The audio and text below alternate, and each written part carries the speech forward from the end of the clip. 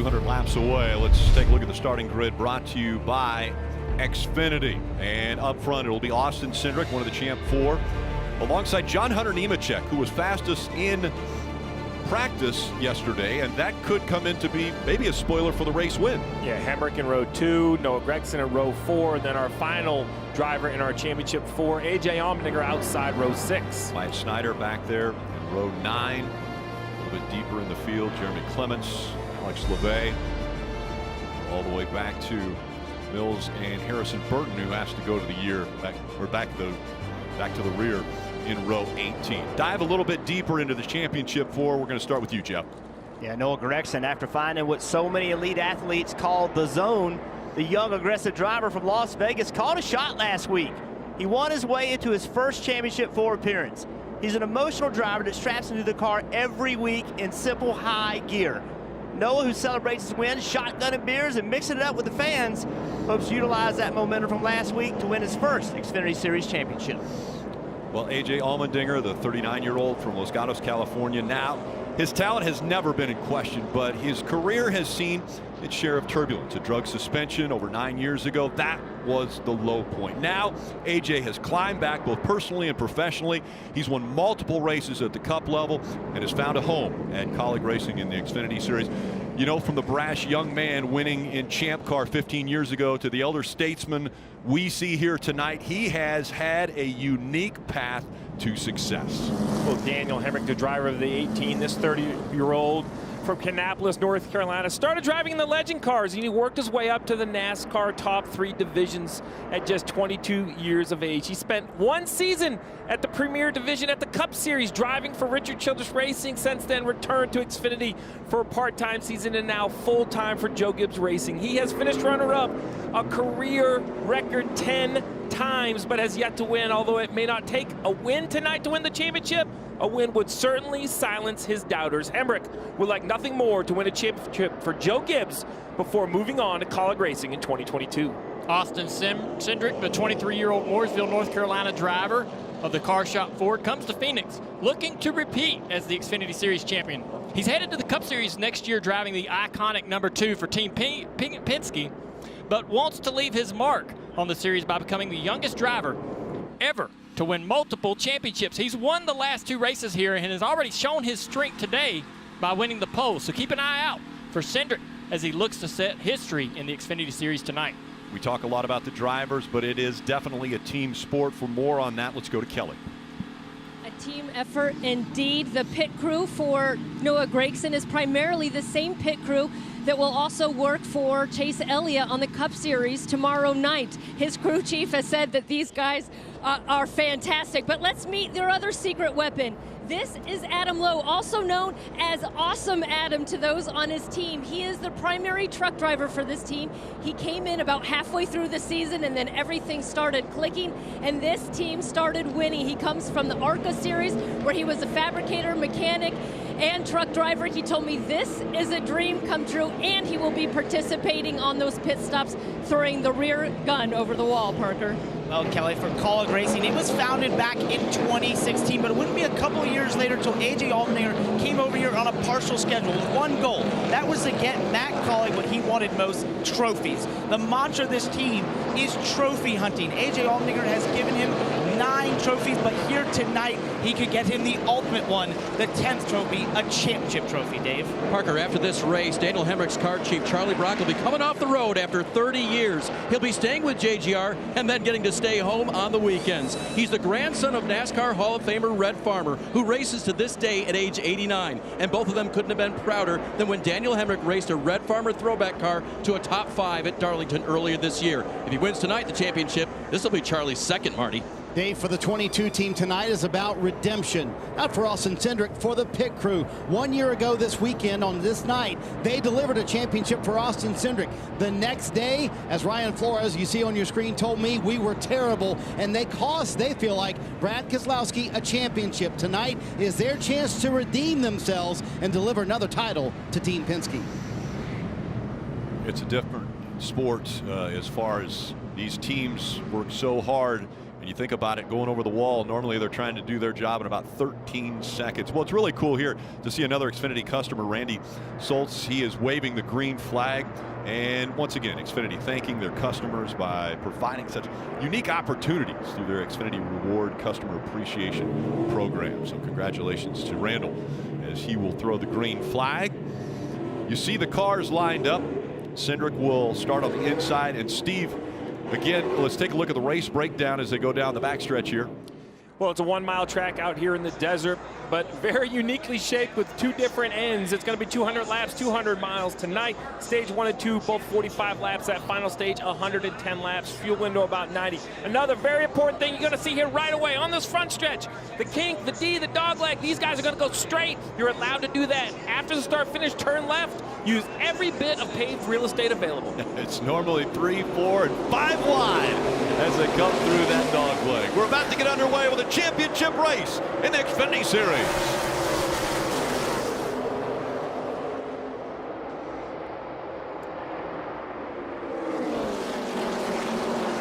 Relatively flat 1 and 2. Hardly any banking down there at that end of the racetrack, and then down the backstretch. They'll dive into a little more banking here in 3 and 4. This is just a taste of what we're going to see tonight on these restarts with drivers getting 4, 5, 6 wide down the front straightaway through turns 1 and 2. Cutting this dog leg. Look at that. We're going to see all kinds of drivers trying to trim lap time going down there. It's kind of rough on the race cars. You'll see them sparking a lot throughout the night as they transition onto the racetrack and onto the apron. Steve, put it in your crew chief notebook that the race is led right now by the guy who started on the outside. That was John Hunter Nemechek that was on the outside, and he now is leading.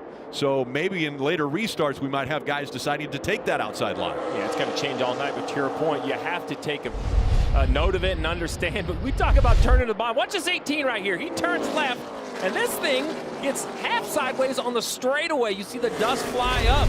So they make it look easy, but the grip level down there with the dust and dirt definitely in question early. I'm amazed at the way these cars can handle that transition. The components, the suspension, all the things in the race car that don't get destroyed by jumping onto that apron and bouncing back on the racetrack time and time again, even on low air pressure. It must be really rough on these race cars, but they handle it. And that 40 feet, it really makes a difference. That's about how much they're cutting off of the racetrack. About a half a tenth is what we saw in qualifying when cars went down there versus the cars that did not. I can tell you it's not comfortable. They don't do it for the fun of it. We see Brandon Jones in that 19 on the high side. Yeah, the different lines right here. Brandon Jones up there. Put a chemical on the racetrack. Resin is not the PJ1 they normally put down. That's going to give the driver something they need to learn. It's going to be different than what it normally is. See John Hunter Nemechek up there in that resin. 22 car, Cindric, he's still down there on the bottom. This track's going to change a lot tonight. Riding along with the Ford Performance Cam. Look at the different lines right here. Looks like the 54 car, Nemechek, you see a little bit loose. That little bit of sliding right there is hard on the right rear tire. Got to be careful not early in a run to hurt your tires.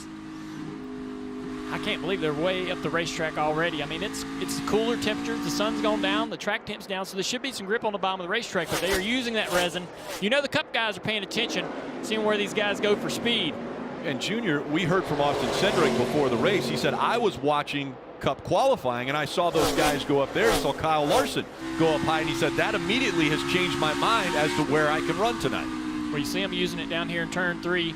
The resin doesn't come in early enough, so they don't get to that until the middle of the corner. And the application is also a little bit high on corner exit, so they're not quite in the resin on exit as well. Just a little bit of grip found in the center of the corner, Marty. Junior, you talk about how line sensitive this racetrack is as he tries to get a move here on John Hunter Nemechek does Austin Cindric. He's using Coleman Presley as spotter to tell him when everybody else is going up into the resin. He doesn't want to try it first himself. To the apron a little bit there. And side by side for the lead. Can Austin Cindric take it away? The shorter distance around the track. The momentum still holding for the 54 of John Hunter Nemechek. Yeah, the driver in the outside line typically can get to the throttle sooner. It's just so hard to make that pass on the bottom when the guy that's running the high side is committed and has been running there for a while. He understands where the grip is. John Hunter Nemechek, son of Front Row Joe Nemechek, so much success in the Cup Series. John Hunter has jumped around a lot. Was at this level, was at the Cup Series level, has settled in at the Truck Series level, ran for a championship last night, fell a little bit short. You know that's weight on his mind that he did fall short. He wants to come out here and prove tonight he's a winner. He also would rather probably be in this series driving for Joe Gibbs. Did not get the call, and so he's going to try to go out and prove tonight that he belongs here. Already a win just a couple races ago at Texas, was able to get a victory in this car in the 54. Kelly. And Rick, it's important to note that this 54 car for Joe Gibbs Racing is in the Owners' Championship, so there's still a lot on the line for this team, and John Hunter Nemechek really wants to bring that championship home for the team. He told me he intends to race those drivers in the Drivers' Championship with a lot of respect, but also very hard, just as he intends for them to race him very hard. He said, I don't want to affect their championship, but I've got my own here on the line as well. Yeah, a lot of different drivers have been able to take that car to victory lane. You're watching the NASCAR Xfinity Series Championship race, Phoenix Raceway.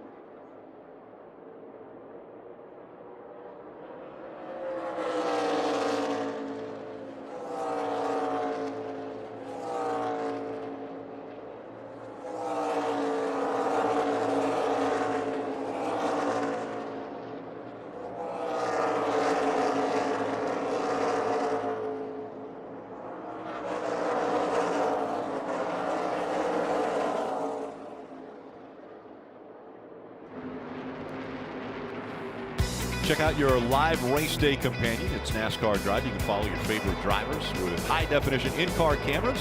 Just visit NASCAR.com/drive, or you can download the NASCAR mobile app today. The 4 championship drivers, Cindric running second. Third is Hemrick. Fourth is Gregson. And back in 10th is A.J. Allmendinger. Parker, is there an issue with the 16? Right, Rick. Well, not really an issue as much as just lacking a bit of that speed as we've seen from them this weekend. AJ told me before the race he was slightly worried about the speed of this car after qualifying. And as he got going there, he started in 12th, got up to 9th, was moving fairly quickly, but then has started to fall back, came on the radio and said that the car is lacking rear grip, and then just most recently came on and said he's lacking the rolling speed to the center of the other cars, which means he's just not able to let go of that brake, roll the same center speed that he wants, and that hurts your speed all the way around the racetracks. This team is definitely looking to make some adjustments when we get to that first stop. I don't know, man. I just don't know how to drive it. So if you're the crew chief and you hear that, Steve, I roll in and just plowing tight in the middle, and then He's struggling there, Steve. Loose in, no rear grip, loose off, but tight in the middle of the corner. All those problems, they're going to be hard for them guys to fix tonight. They're going to be hard, but there's two things I'm listening to. First is what he's saying about the race car, and second, how he's saying it. So I'm working on two things here. I'm having my engineers try to figure out what we have to make for chassis adjustments, but my job as a crew chief is make sure AJ Allmendinger is engaged. He sounds deflated. He sounds already out of the race. We're running 10th. He should be crushed. He should be disappointed. But I'd be pumping him up, letting him know we're only 20 laps into a 200-lap race, and tell him that we have time to work on it. You see this battle for the lead heating up, and Cindric has to be very careful with this 54, though. Another run at him. He takes a shorter distance all the way down the apron. Can he clear him as they go into one? He does. Austin Cindric to the lead. He'll slide up in front of the 54. And that's the playbook right there on how you get around somebody in this racetrack. If they're running that high line, you can't go higher. You can't go find more grip up high and try to get around them. He set that pass up nicely through turns 3 and 4, runs the shortcut, clears him into 1. Good move. And Dale, I think we should note the patience from Austin Cindric. Knew he was faster than John Hunter Nemechek, just sat behind him, rode for a long time. In fact, Coleman Presley, as you watch the pass for the lead back that just happened moments ago, Coleman Presley, the spotter for this team, asked Brian Wilson on their second channel, the crew chief, do you want me to push it? Do you want him to go a little bit harder to get around the 54? And Wilson said, no, look, we've already checked out to a 2-second lead to the other guys behind us. I'm not in any hurry. Austin made that move on his own. And that reminds me of last year's race. Austin Cindric won this championship. He got aggressive at the end because he had to. He got behind on track position, had to get aggressive, had to push the issue. But prior to that, he was very smart. He was very calculative in the moves that he made. We just saw it right there. He put the pressure on John Hunter, made John Hunter, you know, not be able to drive his car the way he wanted to, but he didn't get himself or John Hunter in trouble. Smart racing. Lap traffic coming into play here, as Cindric's going to try to get around it, and John Hunter Nemechek was going to take advantage of that lap traffic. And John's been able to hang in here back in his 22 car, but now there's a little bit of a distance. Cindric can look in the mirror and kind of back down a little bit and calm down and get to a rhythm. When you got a guy pressuring you, even just by a car length, it's hard to really get into a rhythm. You keep checking the mirror at every corner exit to see if you've put distance on that car, if he's beat you through the corner. Can't relax, Parker. Well, Dale, I want to go back to something Steve was talking about in relation to AJ Allmendinger, where he sounded a bit defeated there. One of the things you may notice on this team is that Jason Trincheri has been listed as the crew chief throughout this year. But earlier in the playoffs, this team elected to take team president Chris Rice and be the guy on the radio that you'll hear throughout this race talking to AJ. The reason being, the two have a great relationship, and he can be a great cheerleader. So Steve's point there, when you heard his mental attitude, just from how he was talking about what the car is doing, that is something this team noticed, and they wanted to find a way to keep cheerleading AJ on, and that's putting Chris Rice in that position, which you'll hear his voice on the radio throughout this race. Dave? Parker, Daniel Hemrick runs third right now, and rule number 1 for winning the Xfinity Series Championship, you got to have a race car. And Daniel Hemrick's car almost didn't make it to the track this weekend. Hauler driver Matt Millard, in the middle of the night in Abilene, Texas, ran into a deer carcass and nearly put the trailer off the road, but he saved it, and they had to get the car here with the help of a friend. They unloaded just before practice yesterday. We're able to practice and qualify this weekend, and it's all due to the strong effort of a veteran hauler driver, Matt Millard, who was able to save it and make sure that Daniel had a car to race this weekend. Matt's had a lot of jobs in racing. His job this weekend was to limp the trailer here eventually. They'll be able to fix it fully and take it home, but he got the 18 car here. There's Matt. What was most impressive about all that is they came prepared. That car hit the track and was one of the best cars on the racetrack. No trailer, no tools. They didn't have any of their stuff. They were borrowing everything to go out there and compete, but they were ready when they showed up to Phoenix with that race car. It had some great speed here as we ride on the Toyota Camry. Yeah, the lap traffic, I think, is helping Daniel Hemrick out. We had heard earlier that Cindric and John Hunter Nemechek, they were ahead by about 2 seconds. Well, now that gap closed down a little bit as Hemrick's been able to utilize some of this lap traffic, get by it quickly enough that he's closing the gap just a bit. So it's Austin Cindric, the champion from a year ago, leading the race right now. Daniel Hemrick, his closest competitor in the title hunt. We go NASCAR nonstop.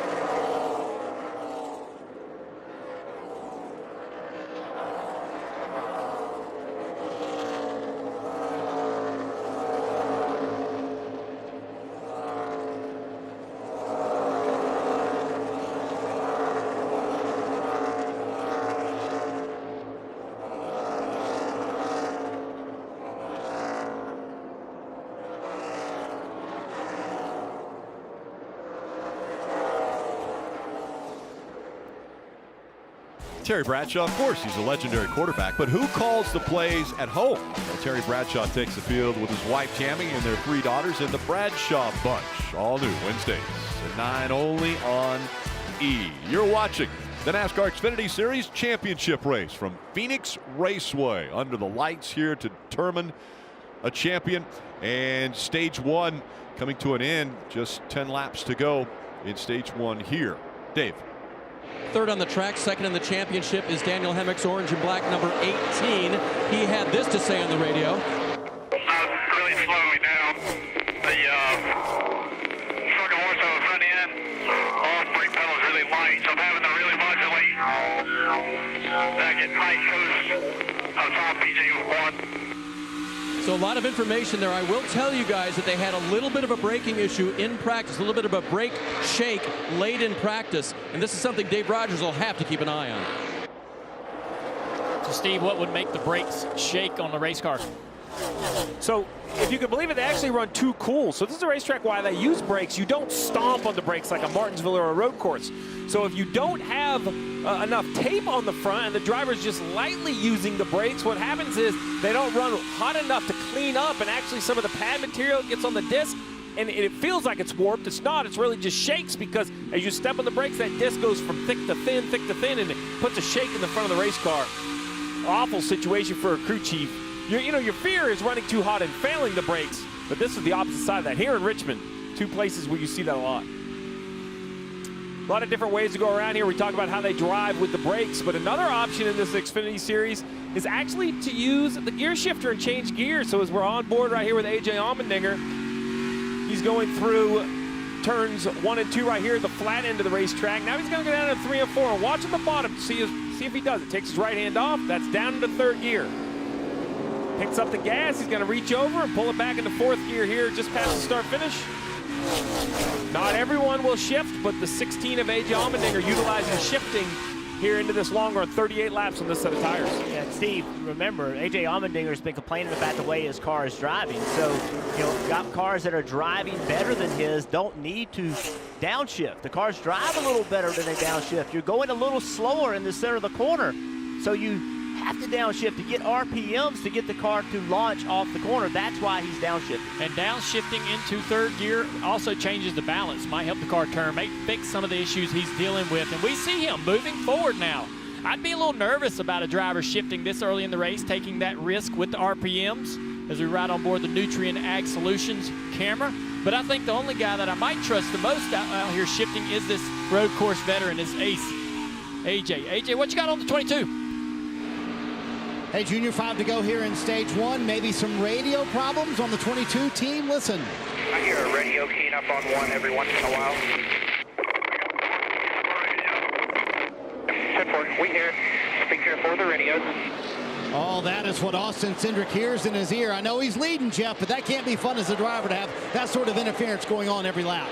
Well, it's a distraction, Marty, but the biggest fear is that you've got that interference and you're getting the crew chief or the spotters trying to give you some information that you need. And at the time, you don't get it because you have that interference. And maybe you're not aware of something that you really need to be aware of. So it's an annoyance, but the biggest fear, Steve, is that the information just isn't getting to the driver. Yeah, it's just a distraction for both the driver and crew chief, right? Because now I'm worrying about radios. Well, I need to be worrying about pit strategy and my race car. Trying to figure out how to make this thing faster. Impressed with 18 of Daniel Hemrick right on board the Toyota cam there, run down his Joe Gibbs Racing teammate, the 54 of John Hunter Nemechek. With just 3 laps to go, I mentioned earlier at the top of the show, points don't matter to the championship 4. So at the end of stage 1, normally you would be talking about, oh, they're going to get stage points. Well, the championship 4 do not receive stage points. It is just whichever one finishes in front of the other 3. That is how the championship will be decided. As we see, the 18 has closed the gap already to the back bumper now of the 54, but they are continuing to work their way around lap traffic. Look at Daniel Hemrick. He's able to just stay right on the bottom of the racetrack. Made a lot of ground up in the center of the corner. We saw this in practice yesterday, Junior. We felt like this 18 car was really good on old tires. Yeah, I think he was good on all the tires. The good tires, new tires, old tires. He was good all the time. Had great speed. All right. So as far as championship drivers go, this is really kind of throwing down the gauntlet. Austin Cindric, if he's out front at the end of stage 1, kind of showing everyone that he's here to defend his title. And even though the 18 of Daniel Hemric may have been strong in practice yesterday, it's the 22 who comes out of turn number 4, and he will win stage 1. Hemric's able to get that position from John Hunter Nemechek. That will maybe make things a little bit simpler and easier on that team on pit road during this cycle under caution. Noah Gragson ends up in 5th. AJ Allmendinger has moved up to 7th. So they're within sight of each other. The championship 4 all within the top 7. And the first run on pit road about to happen. We'll be back for that.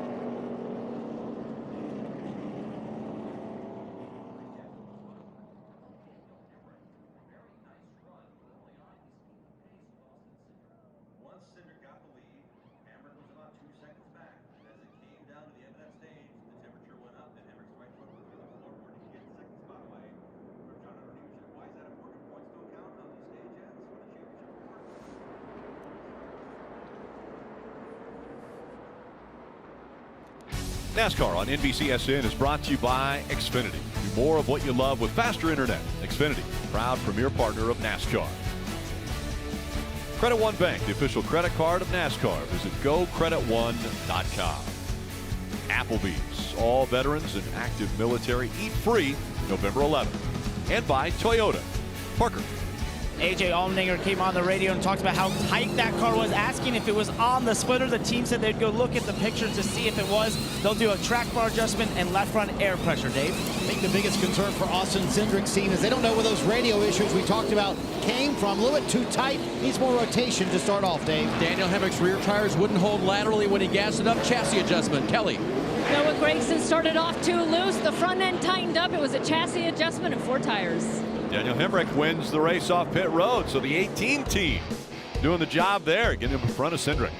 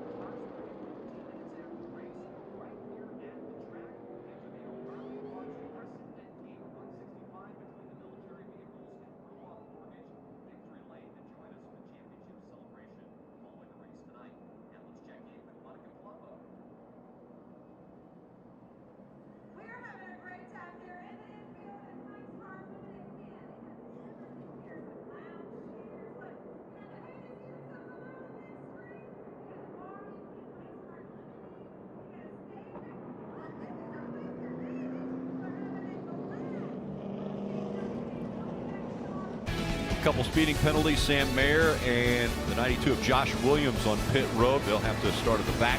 We go down to the Ruoff Mortgage Peacock pit box with KP, DJ, and Brad. All right, guys, first stage in the books. Any surprises? Yeah, I wanted to ask these guys, where'd that first stage go? What did you see? So fast, but I'll tell you what, I do like what I see from Daniel Hemrick. I thought it was a very smooth first stage, but getting on pit road, getting off first, they're on their game. I like the direction that Hemrick's going. Yeah, and the pit crew is really fast. That's another product of this, trying to win this championship. They've got to do their job. All 4 drivers in the top 7, still not settled by any means. Yeah, again, I don't know where that first stage went. They're just wanting to get to the championship trophy presentation. Right? Guys, I know it's crazy. I'm over here on Rattlesnake Hill, which is empty today. Tomorrow packed. It is all sold out here. The infield, the grandstands, everywhere. That's what Julie said, the track president. Guys, I'm wondering, Burton, from where you're sitting, you guys are pretty close to knowing where the spotters are. It's so different here in the night. Is it any more difficult for the spotters and the drivers on a night race versus a day race here? Well, Rut, you can see how lit up this racetrack is, and that makes it much easier for the spotters. You know, it used to be years ago, we didn't have kind of lights like this, but today we have such great lighting, so I don't think there's really a disadvantage for the spotters. I will say this, though, Junior, it's a big racetrack. It's a long way from the spotter stands all the way to turn 1. They got to be sure to call a guy clear, make sure he is right. Field making the decision either inside or outside. They're all chasing after that official pace truck for the Xfinity Series Championship race, the 2022 Toyota Tundra TRD Pro. And interesting here, the 22 chose the outside line behind the 18. And that gave the 9 of Noah Gragson the bottom. Let's go back. Pits are picked off last week's finish. Noah Gragson won the race, got the pit first. He has that first pit stall, gained 2 spots. This is going to be a big advantage all night long. They used it to its advantage. Stop 1. We'll see if they can continue all night long. That gave him the position for that great choose. And as you said, he chose the front row, so we'll see how it pays off. He came off pit road 3rd behind the 18 and the 22, but Noah Gragson now on the front row for the restart here as we get ready to start stage 2 from Phoenix. Oh, now the 9's going to be taken 3 wide, though. Big run by Brandon Jones on the inside. He tries to stay on the apron, but up the racetrack he comes, very close to Noah Gragson as Cindric went high through 1 and 2. Justin Allgaier in that Brandt number 7 running in the 4th position. John Hunter Nemechek, we'll see how he does with traffic now as he's mired back there in 5th. First glance, it would say that the outside was definitely the right choice for the 22.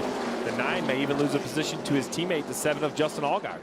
Justin's had some great speed here in the past. Definitely has to race here to try to move forward and try to win this race. It's difficult for teammates when you're trying to cut him a break. You know, he's running for a title, but also you got a fast enough race car to go out there and win. What a bittersweet win that would be for Justin Allgaier. Been in the championship 4 times. Was unable to make it to go ahead and win this race at this point in his career. Of course, he would love it. He would love to win a race, but that would be a big case of the what ifs. What could have been. Yeah, his daughter Harper designs his helmet for the championships, and she put a message on there, taking chances. That's what she tells him all the time. So interesting, his young daughter is telling him to take chances, Dave. And so far, so good for Dad in the 7 car who's taking chances tonight. Jason Burdett, his crew chief, told me this afternoon they were just working in practice and qualifying on getting the balance somewhere sort of in the middle. They knew the conditions tonight would be so much different than the hot, sunny practices that they just wanted to be okay, and it looks like they've hit the balance just right for Justin to be aggressive. 54 had an impressive first run. Now he's lost a little bit of track position as we ride on board with Noah and the Bass Pro Shops camera. Oh, that side draft. I always get nervous, drivers. You know, how do you know if that guy's going to run that shortcut or stay on the track? It seems like it'd be easy to have some confusion there. Yeah, you don't. You don't know that. You're hoping that his spotter's giving him information. We're talking about this battle between the 9 and the 54. When Noah gets to the side draft there, is the 54 going to try to cut the track, shortcut the track? He absolutely could, and there could be contact. It's a risky thing to do, but Noah's trying his hardest. He thinks he has a better car, faster car than the 54. He's trying everything he can to get around him so he can move forward and go attack the next position. We watch A.J. Allmendinger who was struggling with his race car, unhappy with how his car was driving in stage 1, now is moving in to the top 5, putting himself into this position to try to race for the championship. It looks like the car is responding well to the shifting and the changes they've made on pit road. And you can see why this pass is so difficult. You see right there, contact John Hunter Nemechek, Justin Allgaier. But as John Hunter Nemechek drives into the corner, he's trying to drive deeper than the 7 of Allgaier, but Allgaier doesn't let him. Allgaier drives in there deep, does not give Nemechek anywhere to go. This is the shortest way around the racetrack on the bottom. Oh, the 22 got slow right there. It's going to slow Allgaier up. And the 54, Nemechek has to check up as the back end came around to stay off of the 7, and the caution comes out. A wreck on the backstretch. Oh, man. Jeffrey Earnhardt in the 0 car found contact with the wall or another competitor. Jeffrey Earnhardt, son to Kerry Earnhardt.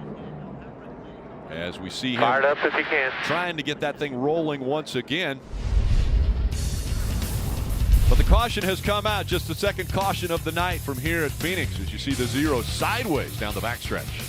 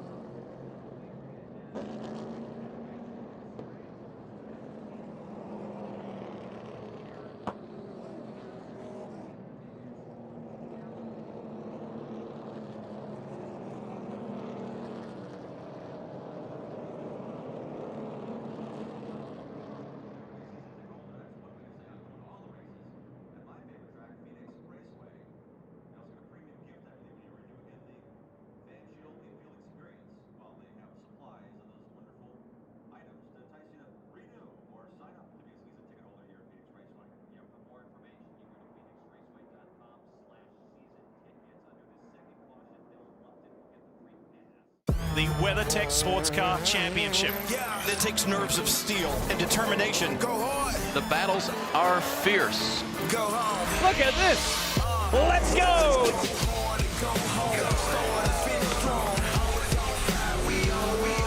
This is multi-class racing. Some of the coolest, most exotic sports cars that you will see anywhere in the world. How can you not love sports car racing? And Diff, we do exactly that. We love sports car racing. IMSA WeatherTech Sports Car Championship. That's coming up at Petit Le Mans at Road Atlanta. That's next Saturday. Championship finale coverage starting on NBC at noon and then continue on NBC SN 3 Eastern. So make sure to join Steve. You're going to be there. I'm taking the trip down. Yeah, I'm going to be in the booth with Lee and the crowd. So much fun. I get to do the Rolex each year. So excited to go down, do Petit Le Mans, 10-hour battle for the championship.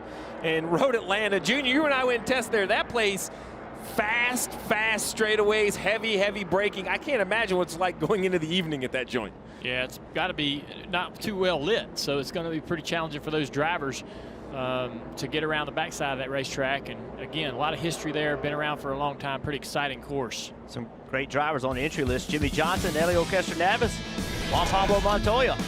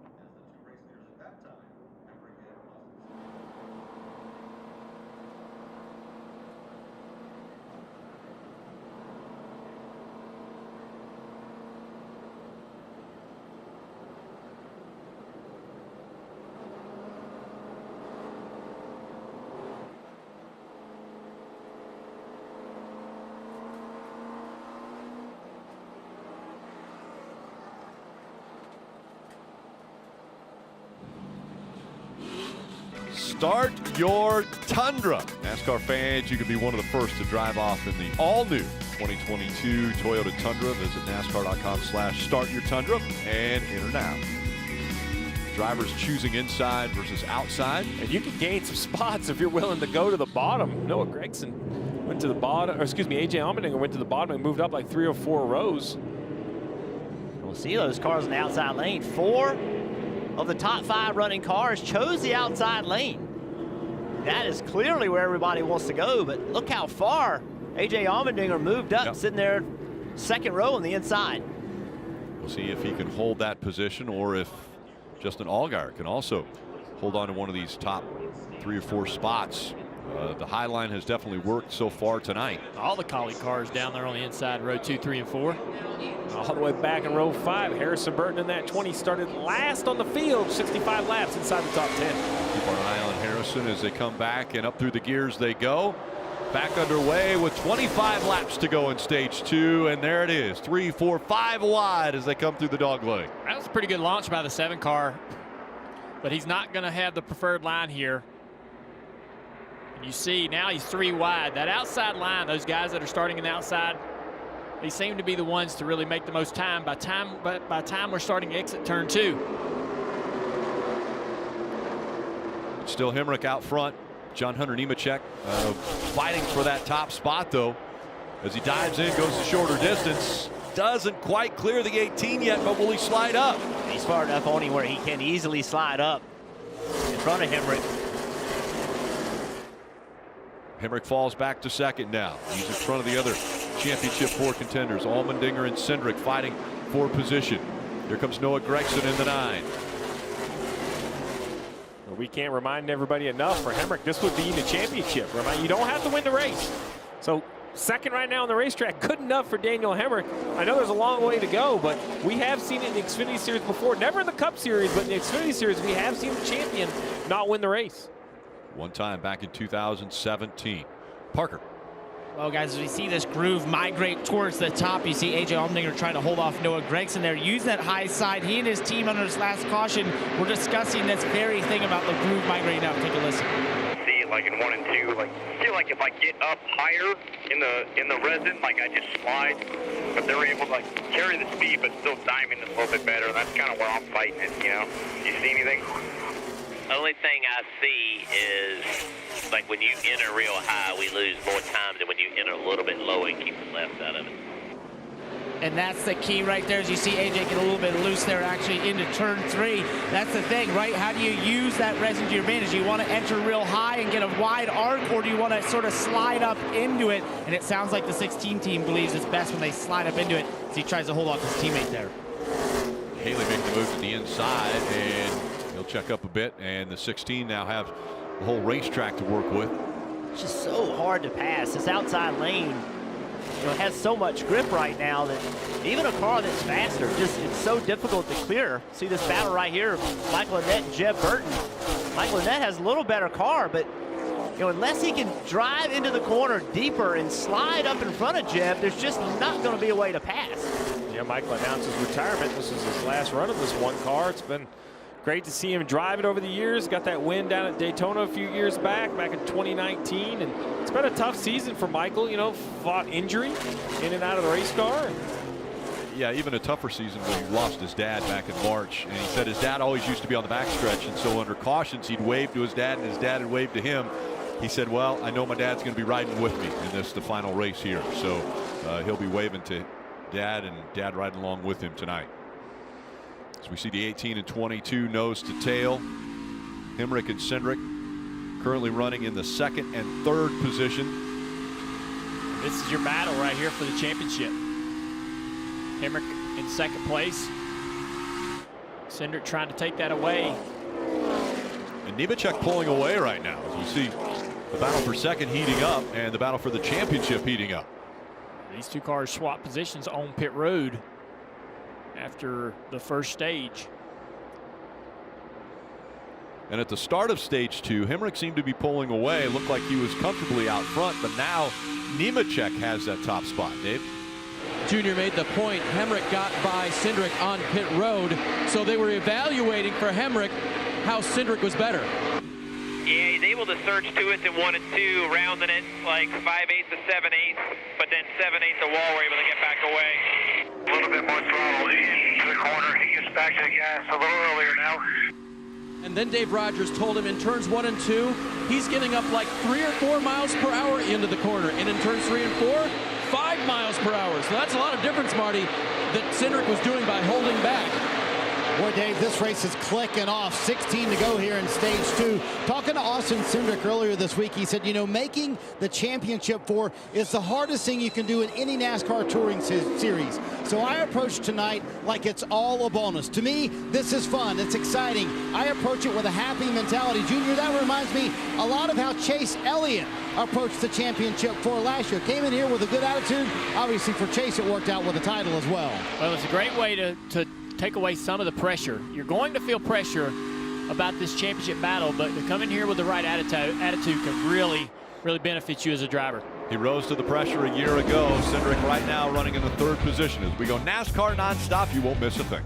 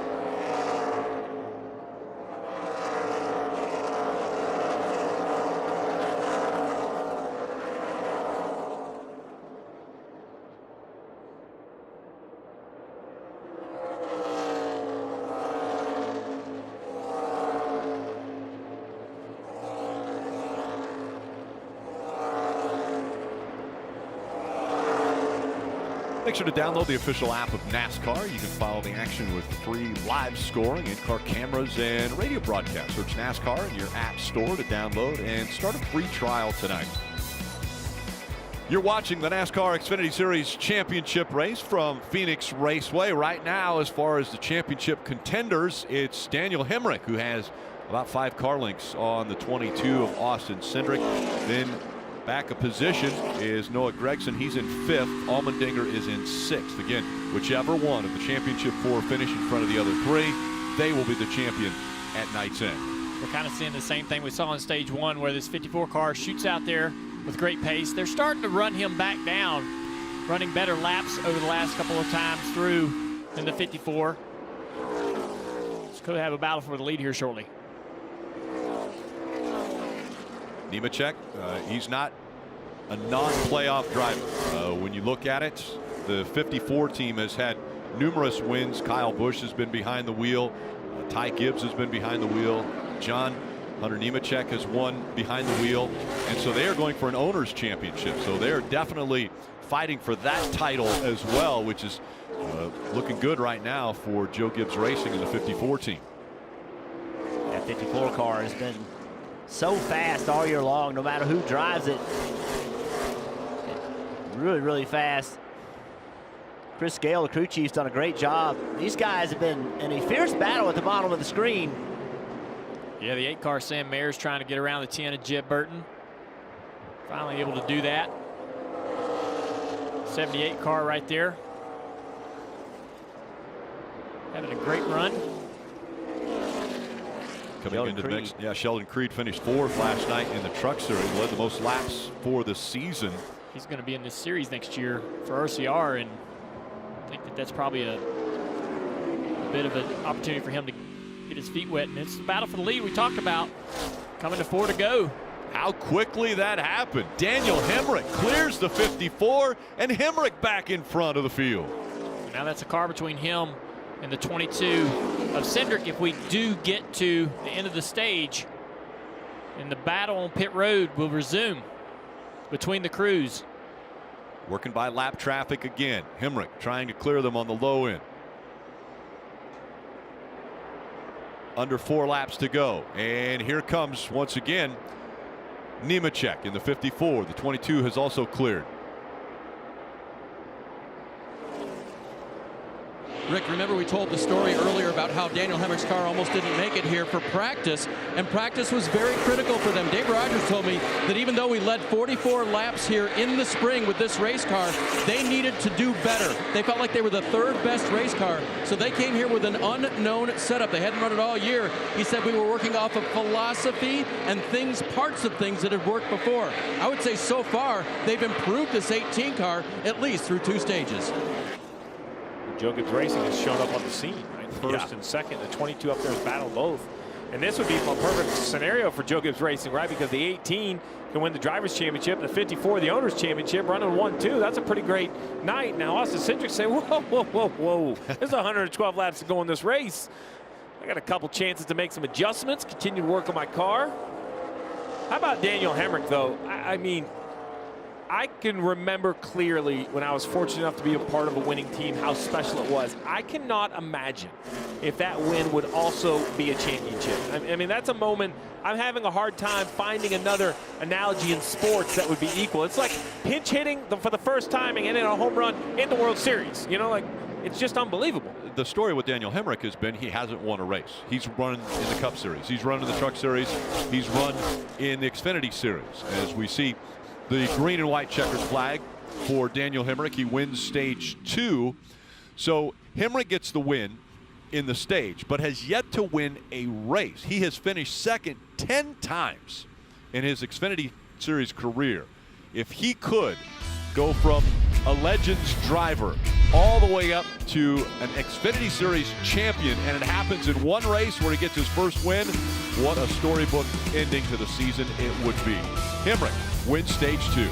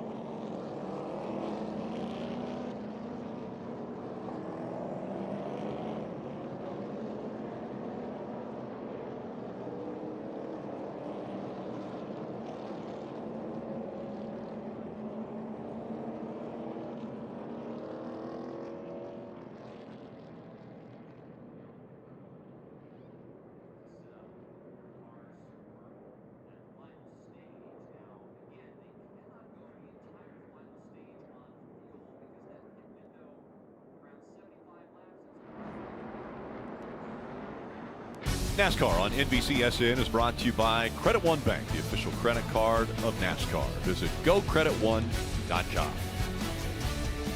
Ford, built Ford proud. Ruoff Mortgage, official mortgage partner of NASCAR. Welcome home from Ruoff Mortgage. And by Xfinity. Do more of what you love with faster internet. Xfinity, proud premier partner of NASCAR. Parker.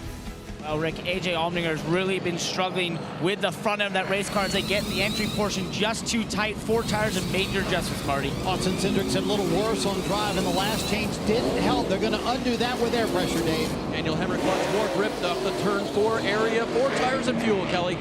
Noah Gragson said the balance of the 9 car was closer to where it needs to be, but still too much rear swinging, I should say. Same adjustments again, chassis and 4 tires. Top 4 all hold their positions off pit road. Allmendinger's crew gains him a spot. Harrison Burton moves up 2 as well.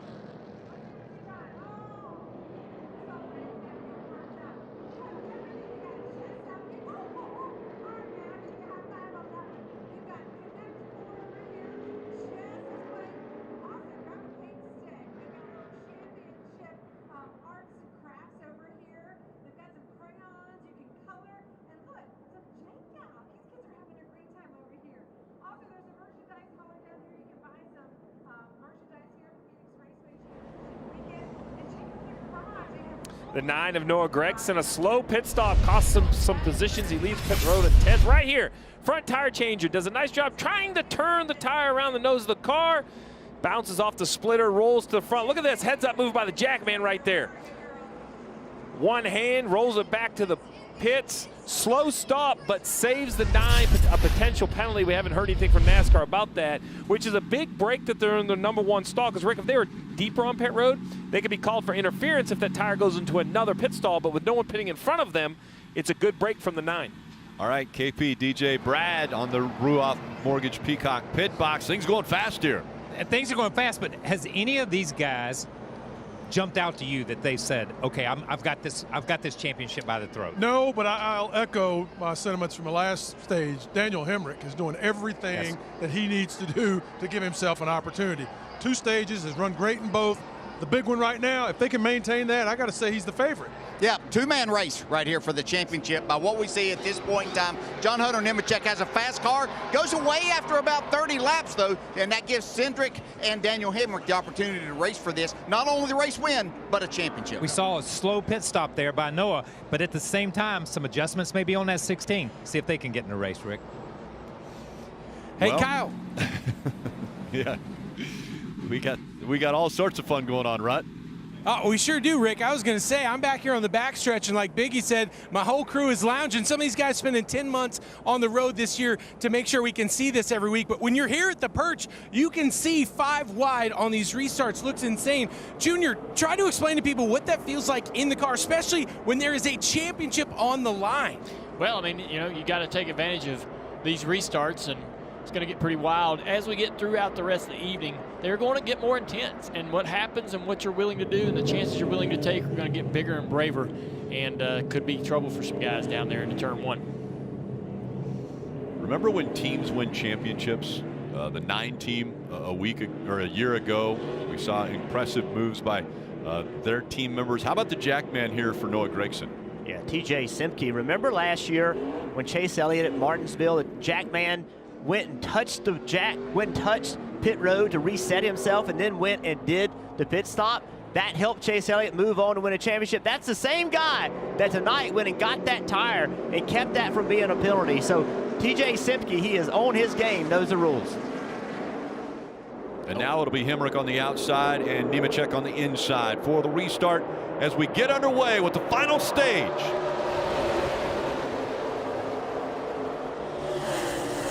Here comes Allmendinger right up the middle, fighting for second.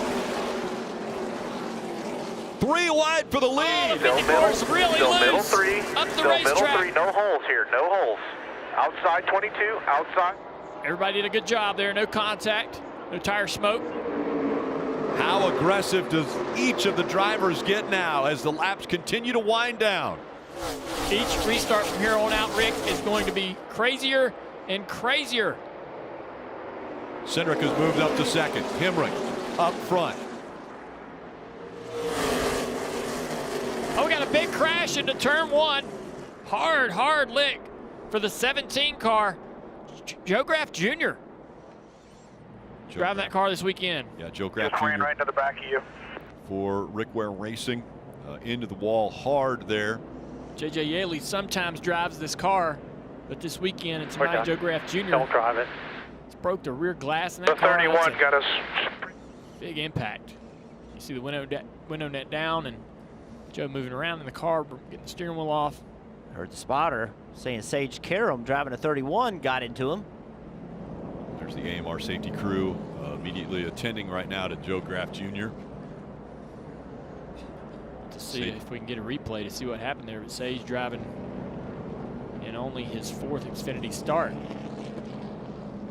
Driving for Jordan Anderson. Sage, an IndyCar driver that's finished 7th in the Indy 500 earlier this year. Here we go.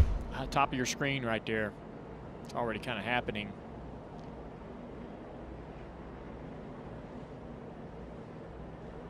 Just some hard licks. You're going really fast down that front straightaway. A lot of speed into turn 1. So that means another restart, and it means a mandatory trip for Joe Graff Jr. to the Infield Care Center. We'll be back for that restart. Just a moment.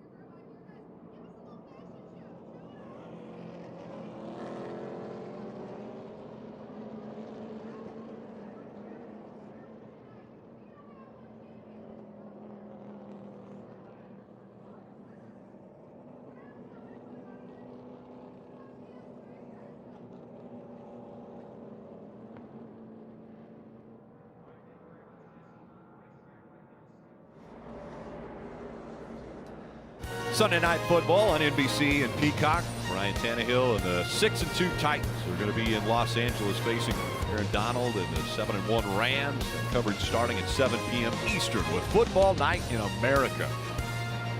All right, let's take a look at the Ruoff Mortgage keys to victory lane, guys. Yeah, these restarts are going to get crazy and intense here as we go through this race and being able to cut the corner. You're going to send guys down into turn 1, 3, 4, 5 wide. Trying to get through there without any trouble, much less moving forward, is going to be key. We've seen these playoffs full of mistakes, both in the Xfinity Series and in the Cup Series. You cannot have a mistake at the wrong time. Well, 99 laps to go. Everybody's going to have to make at least one more pit stop for fuel just to make it to the finish. What adjustments do you make? Is it a short run, a long run? How has the track changed since the start of the race? Those final adjustments should be the keys, not only to victory lane, but to a championship.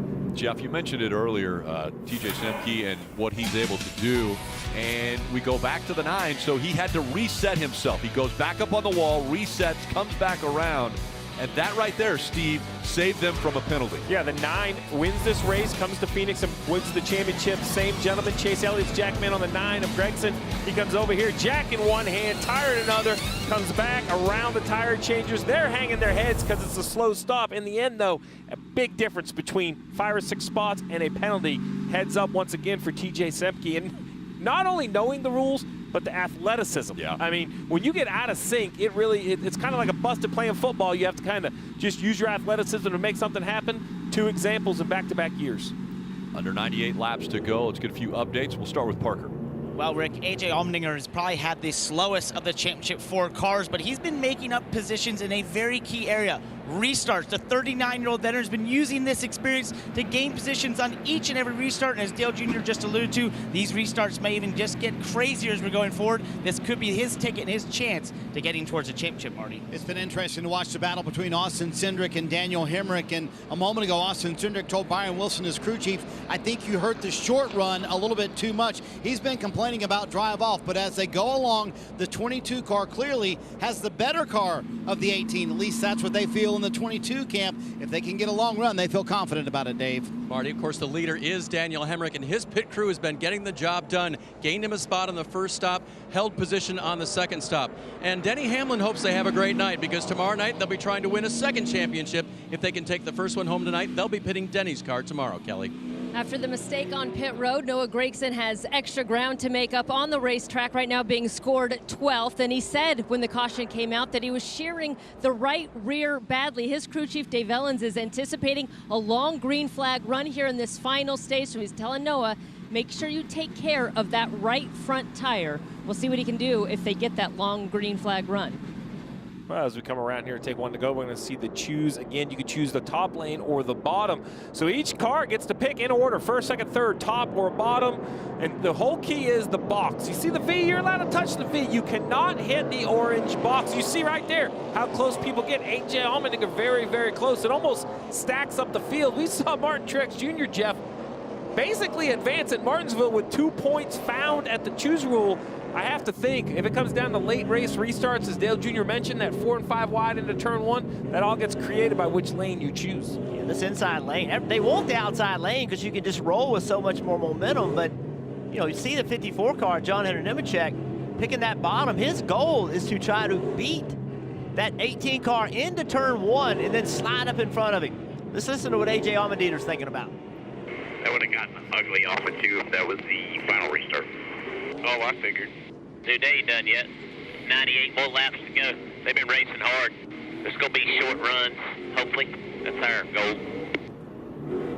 Yeah, it's funny. We heard one crew chief saying long runs are coming. Got another crew chief saying short runs are coming. Nobody really knows. Yeah, but I can tell you who's good at what. Because if I'm the crew chief, I'm selling what we're good at. Coming up on the restart, it'll be 95 to go. From Phoenix, Hemrick on the outside, Nemechek on the inside.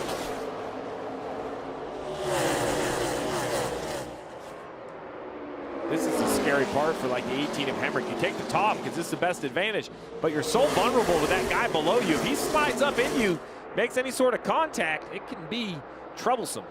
Inside line worked for Nemechek. He's still door to door with Hemrick, and Hemrick goes a little bit lower on the racetrack and able to clear easily the 54. Yeah, Hemrick come down the racetrack, didn't use the grip, took a little bit of side force off the 54, didn't allow him to throttle up off the corner so he could take the spot. Now the 54's moved up the racetrack behind him, trying to fend off the 22 of Cindric. Caution back out on the racetrack. Caution comes out. Safety trucks coming out on the track. You got a car smoking down the back straightaway. Looks like the 5. Yeah, it looks like the 5. Matt Mills. He's had some contact with the wall. Matt. See the damage on the right rear.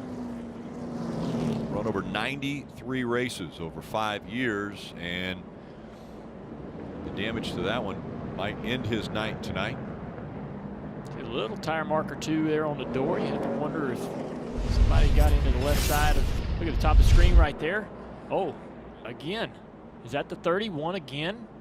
Sage Karam? Sure is. Yes. 2 for 2 into turn 1 for Sage. That side of the car looks clean. It's that outside that he's had a few encounters with already in turn 1. All right, Rick, when we talk about every race, and most importantly here in the championship race, it comes down to these moments. And you don't know when the moment's going to be, a restart, a wreck, a pit decision. Well, I bring this up because with 93 to go, soon to be 92 to go as they cross the start-finish line, pit road's going to open, and the fuel window is somewhere around 90 laps. So, Jeff, to your point, if a team really believes there's a long run coming, you know, it would be a gamble. I mean, it would be tough for Hemrick, Cindric, or Allmendinger, one of those cars up in the top 4 to peel off. But how about Noah Gragson back there in 12th? Is this where Dave Ellens says, I think we have a good enough car, but I think we could drive back to 12th, no problem? Is he willing to make a big gamble by coming to top off fuel and think they could win this on a fuel strategy? We'll see if, first of all, it's probably maybe a lap or two still outside, but it may be a gamble somebody's willing to take. And so many times these crew chiefs have to think also that there's going to be another caution. When would that next caution come? Well, and if it comes in 5 or 6 laps, the rest of the field might be on their field. There you go. Noah Gragson turns left. He's going to be the 4th of the championship 4. He says, I'm giving up spots. Dave Ellens has won 2 championships with great cars and gutsy calls. Here he is with a different driver in the championship 4. There's Dave on the box. He's going to come in. I assume they're not going to change tires, but they are going to pack this thing with that Sunoco fuel. They're going to want every drop, Kelly. Dave Ellens was watching and waiting to see what the cars ahead of Noah Gragson would do, and then he calls him to pit road. And Steve, you're exactly right. It's going to be a fuel-only call. But Noah also said he needs more rear security from his race car. So you see them put the wrench in. They're going to try to get that adjustment to help him out. And now maybe he could be good to go on fuel. I just love the car, Rick. You just never know, right? You got to keep fighting. It could fall your way, it could not. Dave Ellens, Noah Gragson. I like the gamble. Gambling taking place here in Phoenix.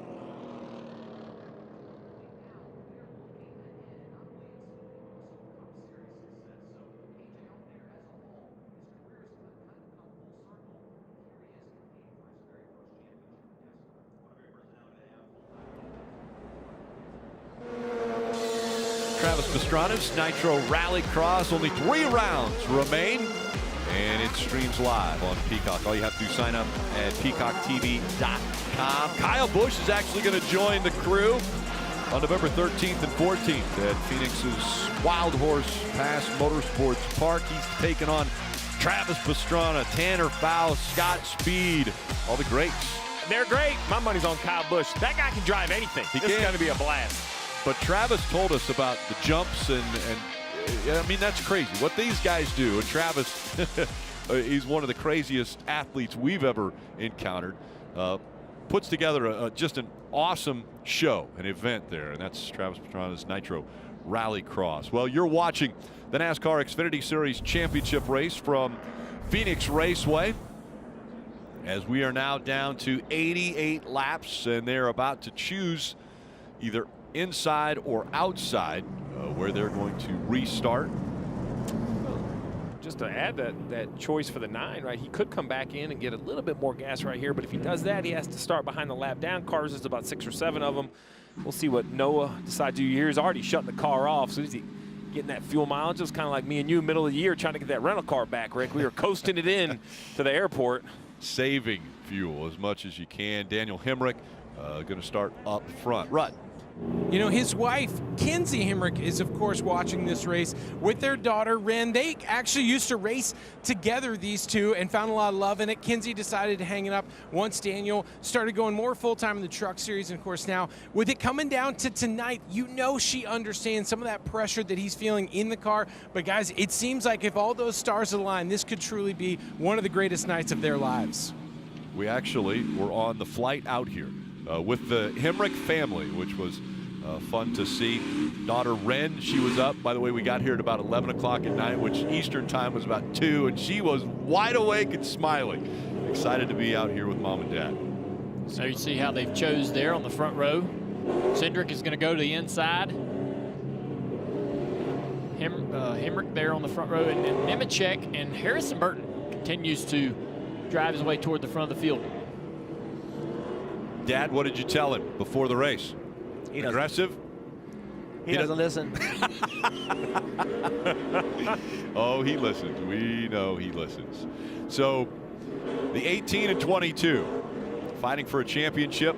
They will restart outside and inside for this one with, like I said, 87 laps to go now when they take the green flag.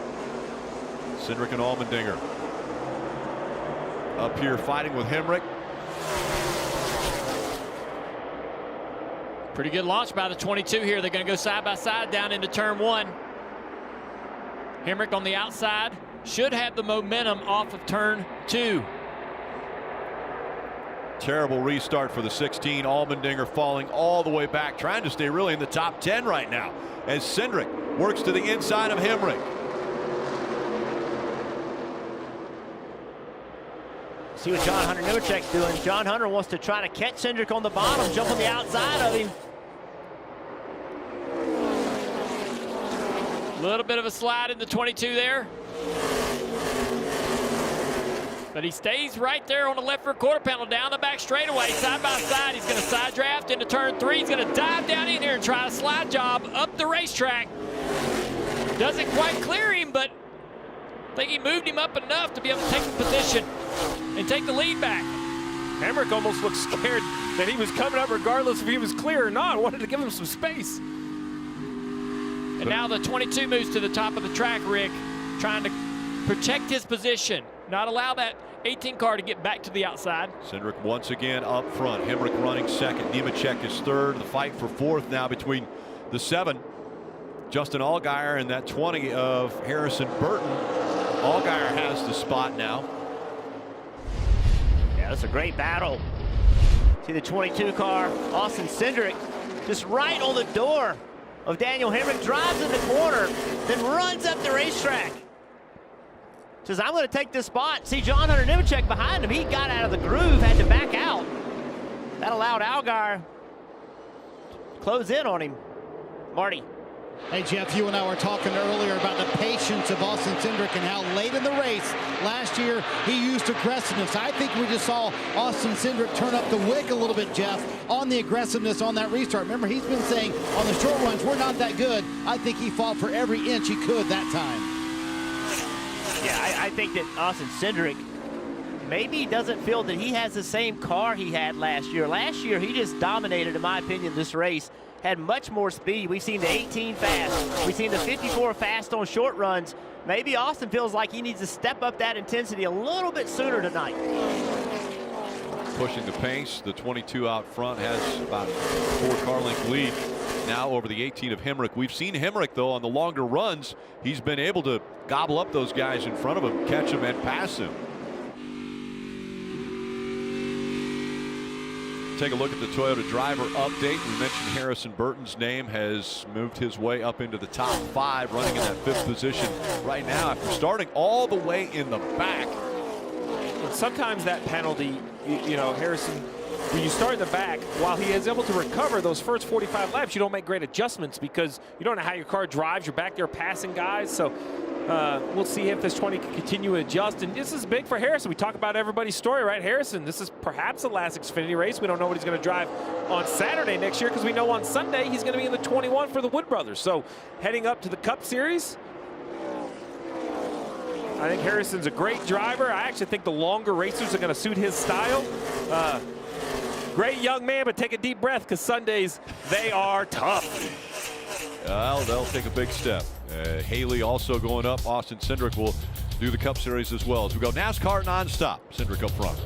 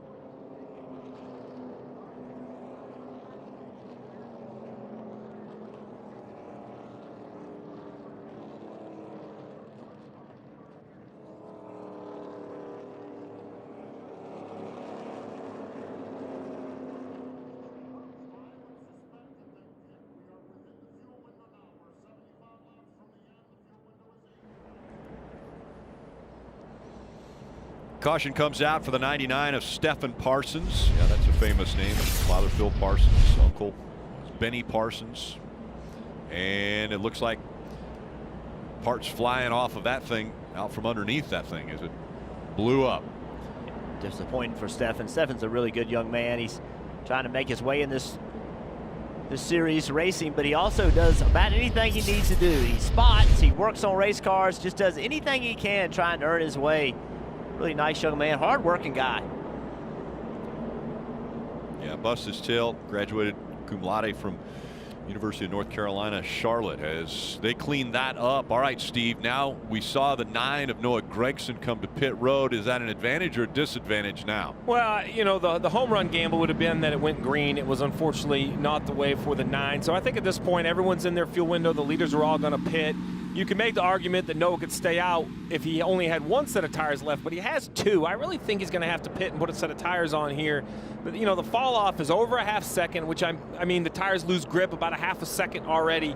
So we will see, but the leaders for sure are going to pit, and I think that might force the 9 to come with them. No harm, no foul. He drove it all the way back to 15th. He did a nice job, and with that #1 pit stall, great pit work. Maybe comes out around 10th. Still a lot of racing left. Yeah, a lot of racing still in front of us. Over 73 laps to go. And I mentioned 2 sets of tires. That's important because tires do matter a little. So 74 to go, kind of a no-brainer. Pull the set on here. Then you have that last set of tires. Do you use it? Do you not? That's when the nerves and the anxiety is really going to hit these crew chiefs. We get another caution later into this race. Stephen Parsons' race car is sitting down on the exit of pit road, so it's delaying the opportunity to open pit road so NASCAR can get these cars on for their stops. And his motor expired going through turns 3 and 4. They're getting ready to put a ton of speedy dry on top of this racetrack, right in that groove where the resin is in the higher side of that racetrack. So it's going to change how these drivers run this racetrack for a few laps anyways. While they're cleaning up, make sure you get in gear for championship weekend. You can check out the greatest selection of t-shirts, hats, die-casts, much more for all your favorite drivers. All you have to do, visit NASCAR.com/shop. There you see the speedy dry being put down on the racetrack, and it's going to be a lot of speedy dry all the way through turns 3 and 4, which is kind of in the preferred groove. They will clean that up. The drivers will wear that away, but it'll take some time, and it may actually play a role right now when we go back to green, where you are, what lane you choose, and where you're forced to be in this turn when we come through here under green. When you say that, would you prefer the inside line now? Because if the outside line has to be in that, would it make you a little uncomfortable? Well, you know the drivers have got to come to pit road to change tires, so a lot of these guys are running through the speedy dry now with the tires that they're going to take off the car. They're trying to clean this up themselves. The drivers want this off the racetrack and not this. They don't want this to be a factor at all. So drivers usually avoid speedy dry, but when you see them going through it, you can tell that they want to get it away from the racetrack. And you also can tell they're going to pit because if they were not going to pit, they would not be picking that stuff up. The tires are hot and gooey right now. All that stuff gets stuck to the tires, so them driving in there pretty much tells you they're going to take those things off. But Steve, you mentioned earlier that pit window around 90 laps, so we are now inside of, they could make it if they come to pit road now. Everybody could make it all the way to the end of this race without having to come back to pit road. So we mentioned the keys to victory lane. We talked about final adjustments. These could be those final adjustments. They do have another set of tires, even if they take tires here. But this could be it. 72 lap. We see 70 lap runs at Phoenix a lot. So you just hope, and that's a little bit of your guess. You know, am I setting my car up for 70 laps? People ask all the time, short run, long run. I like clean air. Yes, sir, me too.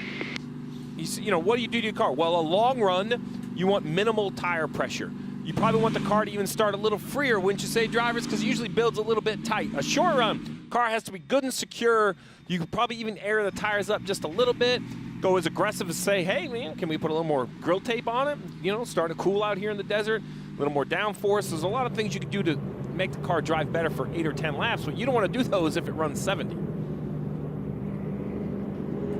Think about a car, when you want to qualify a race car, you need that car to be a little bit tight. You want the driver to just really pull on that wheel, not have to chase the back of the car. Well, that's what you want it to do on a short run. On a long run, if you start the car like that, at the end of the run, it just doesn't turn like it needs to. So this is gamble time, Steve, like you're talking about. What does the crew chief think he's going to get? Is he going to get a long run or a series of short runs? And you'll make the changes depending on what your heart tells you. There's been 10 overtimes here. I'll let you guys know that. It's the second most of all tracks. So, Jeff, what are you talking about? We're 71 laps away from the end of this race. Don't talk about overtime yet. Hey, man. Fans have put their goggles on. I know, my man. I've spent enough time now with my man Steve to know that he's thinking about the end of the race on Monday. Like, you know, they just how they work, man. They have to. They're so good at what they do, planning ahead. Well, the championship's going to be awarded at lap 200. And it sounds silly, Rick, but you better figure out what statistically is the easiest way or the most challenge you're going to have to get to that lap 200 mark. 71 laps to go. Let's go back to the Ruoff Mortgage Peacock pit box with KP, DJ, and Brad. All right, guys, track cleanup happening really right in front of you guys back there. Yeah, listen. We need goggles down here right now. It's so dusty. I think we're back at Bristol. That was impressive, what Austin Cindric did on that restart. Patience, but throw it all out the window because now we've got a 70-lap race. Yeah, I mean, consistently, he has had the car that's been the best over the long run. Daniel Hemrick seems to be very consistent throughout the run, but I think Austin may be just a little bit better long run. So, yeah, it was very impressive what he did. He's got a lot of tricks in the bag, you know, and so we're going to see now. I think we're going to have a series of short runs by the time we get between here and the checkered flag. So whoever's best prepared has a chance. Yeah, but does that next caution or cautions come at a time they're willing to take the chance to come back to pit road and do anything? You better make your best adjustment right now and say, driver, go get it, because we could see a 70 or 68, 70 lap run. Rick, I'm going to get it back up to you and let Steve look at the crystal ball. He's been on top of everything up there tonight. He has been on top of it as they are now coming to pit road. It is open, and the crews are going to work, Parker. Right, the whole field comes down here. In the top left of your screen is A.J. Allmendinger, who reported the car is just still too loose, lacking rear grip, and also that his competitors are just still able to roll more speed through the center of the corner. So this team is going to continue to make adjustments. It'll be 4 Goodyear tires as well, Marty. Brad Keselowski's Cup pit crew will try to keep Austin Cindric in the lead. The only change for this car, 4 fresh Goodyear tires, no changes to the chassis, Dave. Daniel Hemrick's been so good on the long run. He doesn't want to change for the short run. That'll mess that up. So just 4 Goodyear tires and Sunoco fuel, Kelly. We saw a big adjustment for Noah Gragson last time around. He said the car was better, but he needs a little bit more of that. So they'll give him another adjustment and 4 Goodyear tires. Pretty long stop for the 9 team still there in 1. Cindric comes off in first.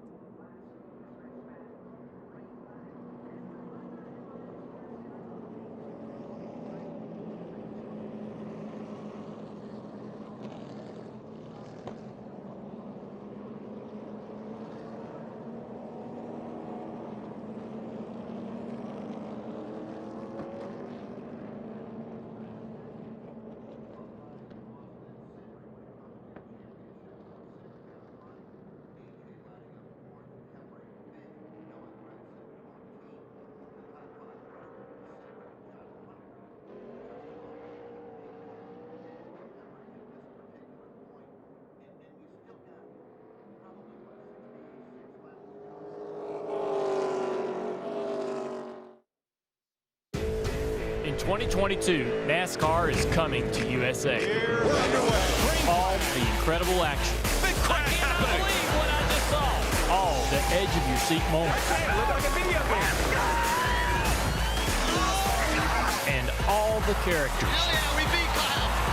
History made once again. Bubba Wallace on a new home. NASCAR on USA. Coming summer 2022. And we can't wait. First Xfinity Series race will be Nashville in June. The Cup race from Road America on the 4th of July weekend. 11 exclusive weekends on USA for Cup and Xfinity Series. Should be phenomenal. Looking forward to that 2022 season. As NASCAR, NBC head to USA as we get ready for the restart with 66 laps to go in this race to determine a champion. The guys on the Ruoff Peacock pit box, they said maybe we're going to see more short runs. Some drivers, some teams are gearing up for a long run. You see Justin Allgaier in the 7. He's made his way up to the front row now. So good at this racetrack. 2 wins already for Justin Allgaier here at Phoenix. Can he make it a 3rd? Be the spoiler here. Daniel Hemrick had a slow pit stop, but he was able to pick the inside line and roll back up to 3rd place right there. See if he can take advantage of it. A little bit of smoke out of this 98 car. Yes, sir. And 66 laps to go. Green flag back in the air. That speedy dry, you see a lot all over the racetrack. Noah Gragson in the 9, making a move aggressively through the middle, trying to get up into the top 6. And around goes the 48. Jade Buford spins. We'll see if he gets it straightened back out. He does. We stay green. Now the caution comes out. You mentioned the 9 of Noah Gragson. What a restart. I think he's up 6 spots in Really good quarters restart. of a lap. Yeah, really good. I'll give you an A. Restarted 13th. See how he did it here, Junior. So he's on the bottom through the restart zone. Everybody dives to the bottom. He just hung right in the middle there. Which I think is a good choice because everybody that goes low, you're going lower than the guy in front, lower than the guy in front of him. And it never really works out. You see him going by all of those guys who chose that option. They just don't have the momentum on corner exit. But he was definitely up on the wheel, and look at 48 car just getting loose on the inside of the 44. It's Jade Buford in the 48. He gets turned around. The caution comes out. That means another restart.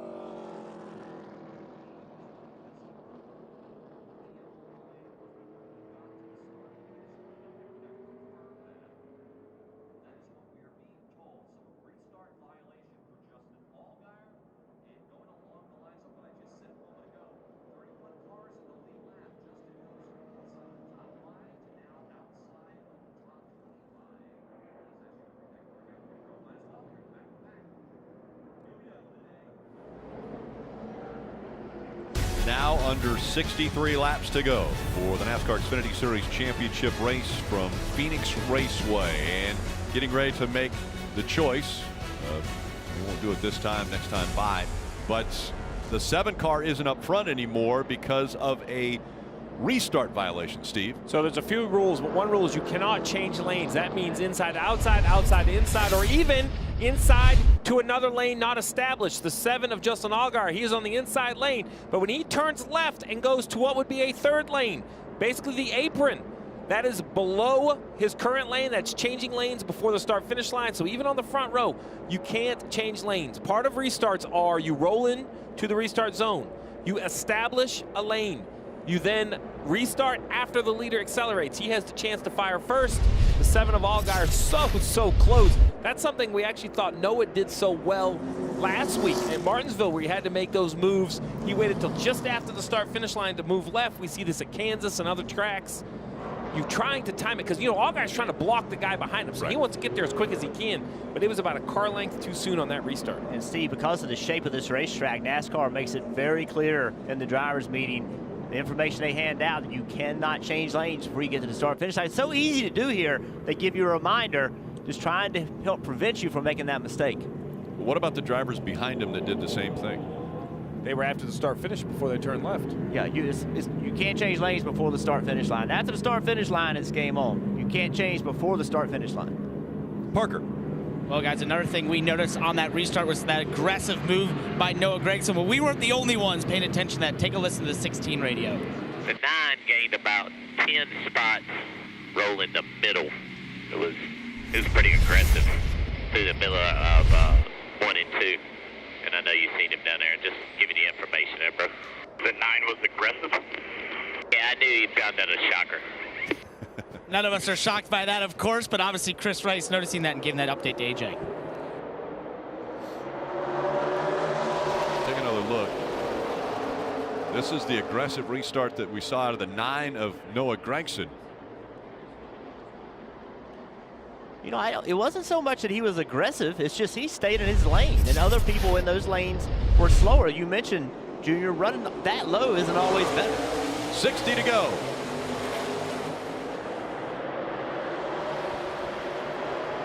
Hemrick all over the back bumper of Cindric. As they go into turn number 1, those two trying to separate themselves. Contact between the 16 and 54.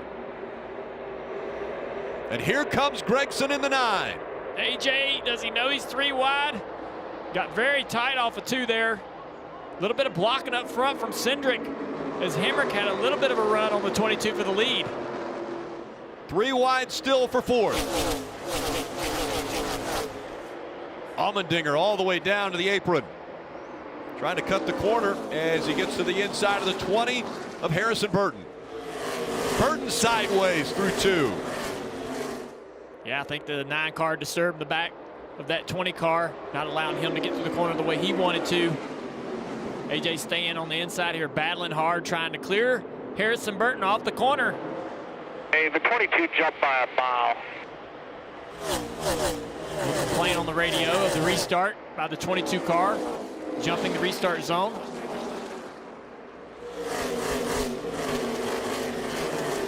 Championship 4, it's Cindric, Hemrick, and then Allmendinger, Gragson right now. Allmendinger and Gragson running 5th and 6th. Oh, Gragson dives down in the corner. Such an aggressive entry. I think he's going to wash up and not be able to make the exit, but he gives AJ some room here to work. AJ just struggling with this car.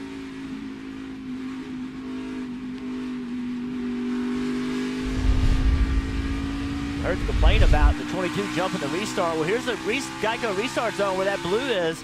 He was in that restart zone when he went. I did not see any violation there whatsoever.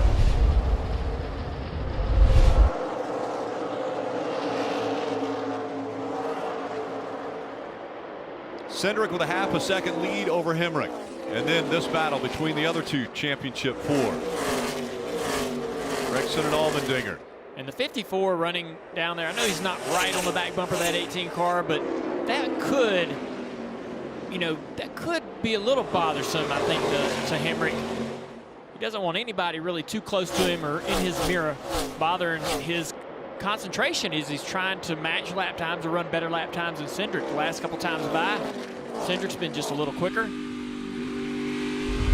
Talked about aggressive restarts. Saw a little bit of contact. Watch right here. AJ Allmendinger went to the bottom.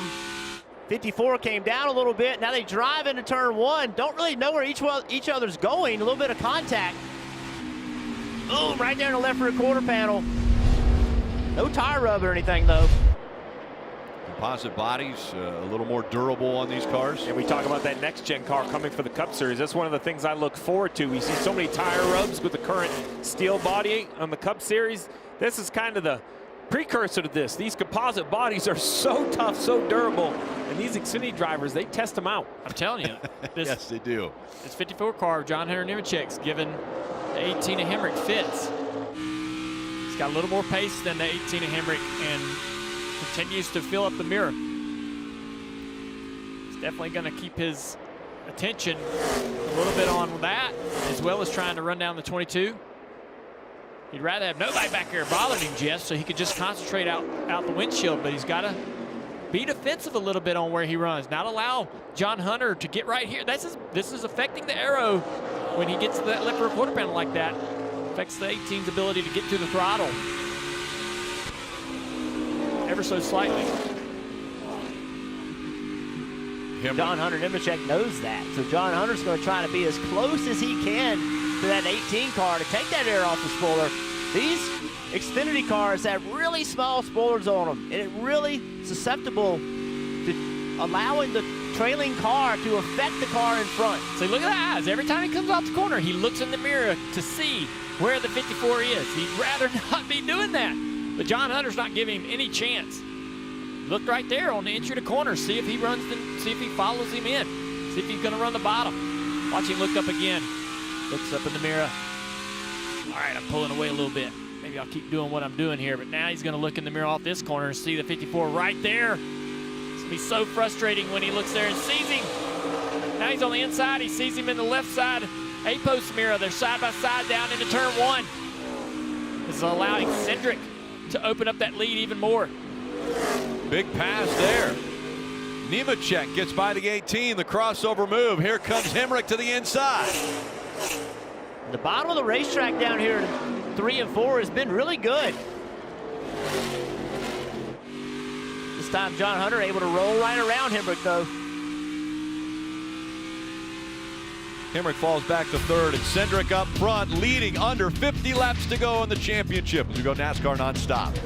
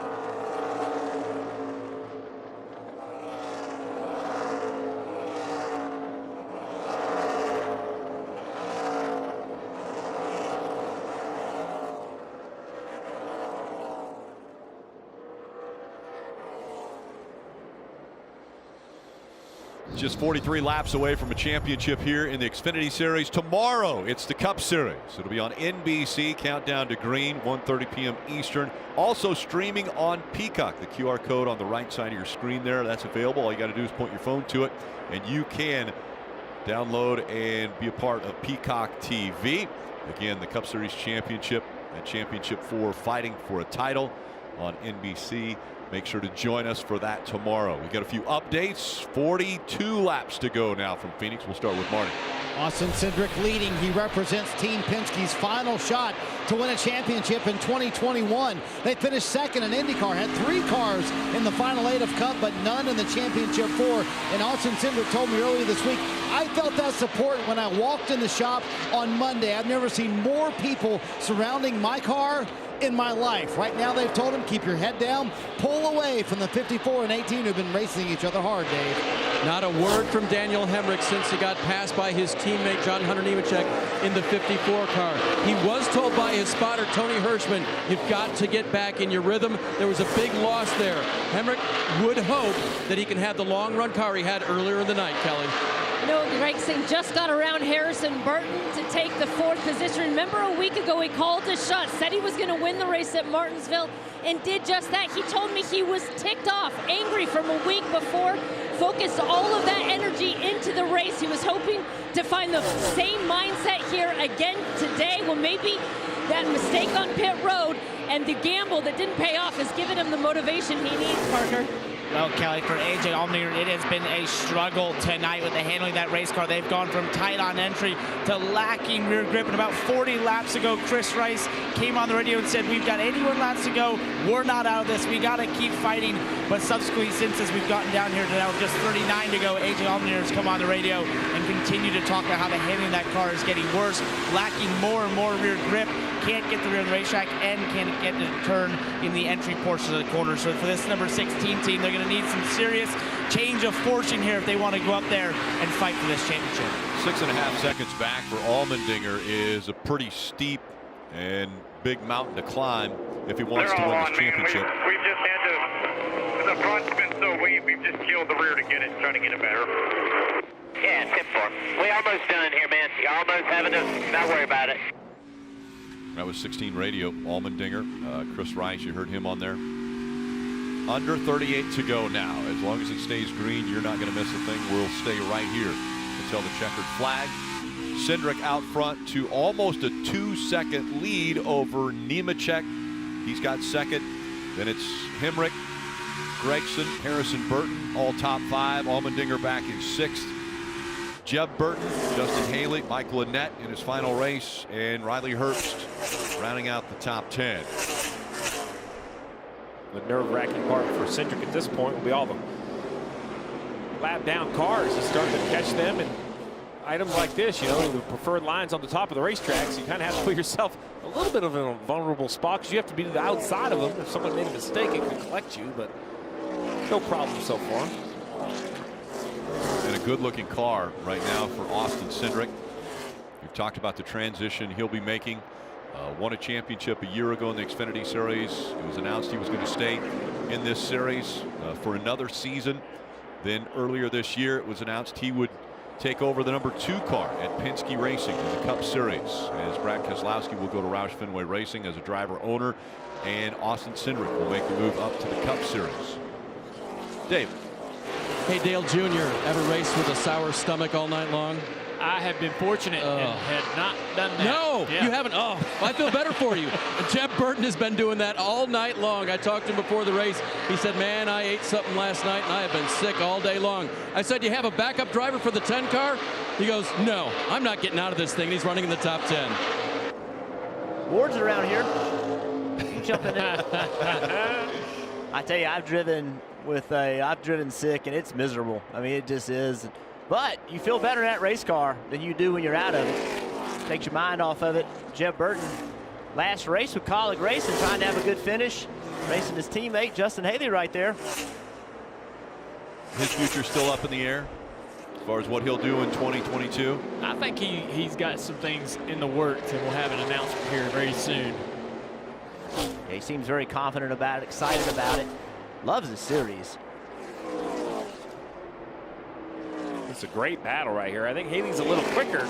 Just Jeb's doing a really nice job of not making mistakes. You know, given the non-preferred lane to the 11, just hard for the 11 to find the grip when he gets out of that sticky stuff at the bottom of the racetrack, especially down here. The 10 just drives up, kind of puts his right sides in that darker area of the racetrack.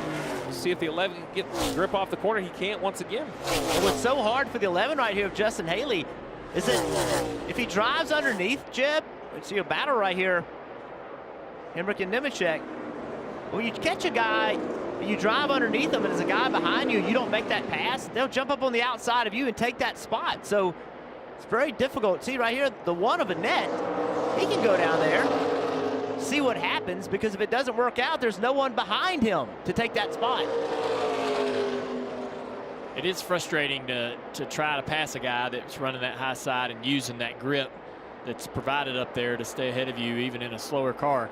But it is a lot of fun trying to figure out a way around. If you can race these guys clean, it can be a lot of fun working together trying to compete and get by cleanly. Coming up on 30 laps to go now for Cindric, and 1.2 seconds the gap back to Nemechek and Hemrick, another half second behind them. See Annette trying to get by Haley. Strong run for Michael Annette. His last race, he's retiring from the Xfinity Series and been in the top 10 all night. Kelly. I asked Michael Annette how he was feeling ahead of his final start as a full-time driver. He said he's gone through an entire range of emotions today. Most importantly, he wanted to finish with a strong run here in Phoenix, but he also wanted to really take it in and soak in all the moments. He still hopes to come back. He said ideally maybe 5 races again next year. But I said, what are you going to do with all that extra time? He said, well, I'm going to attend more weddings. He just wants to get back to doing some of those things he's missed out over all these years of being on the road with NASCAR full-time. Every weekend's taken up. Yeah, he's told me that he might go to Charleston or somewhere and start a charter boat business. Yeah, I'm serious. Yeah, so he's gonna enjoy himself.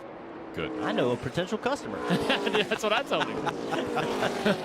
Anyway, I appreciate y'all taking us with you. Yeah. Parker. Guys, AJ Allmendinger, who's currently running in the 6th position in the last of the championship 4, has just come on the radio reporting a vibration. Take a listen to his radio. Yeah, the vibration's really bad. I don't know what it is. I don't know what this feels bad. We sure that, is it the right front maybe? And right after he said that, the team went into action. Chris Rice and Jason Chincheri got off the pit box to talk to the pit crew and look at some more video to make sure that they had all those lug nuts tight on the right front. They've asked him also to try turning off his front fans and seeing if maybe the brakes are just getting a little bit of that vibration that can happen when they get too cold. So all those things being done on the 16 years, they're trying to fight this vibration. Still shifting. You heard him shift down into 4th. That last time by on the racetrack, Hemrick almost 3/10 faster than Cindric, but mired in traffic. I think Cindric's working traffic as well. If this 18 can clear the 54, I know there's not many laps left, but he's only a second and a half back. So if he can clear the 54, could he continue running faster laps and make this a race for the championship here late? I think that was a gracious move by John Hunter Nemechek. I'm not saying that the 18 wasn't a little quicker, but he didn't drive in side by side, right, Junior? He got to his door and he said, you know what? You've earned this opportunity. Go get it. See if you can go up there and try to pass the 22. Now, the 54, though, isn't going to give him a lot of breathing room. Another 10th and a half of speed out of the Hemrick car over Cindric. And that lap right there, Hemrick is 800ths faster. So he's a little quicker right here late in the run. They were both in clean air that run. So really good comparison. These cars right here are going to cost a little bit of time for this 18. Maybe you get through there quickly and easily. They're both not really running the same line, and that little bobble the 39 has slows up the 18. You see it a little bit there. That was the opposite of everything you hoped for, Dale Jr. They're kind of running different lines, and that's okay.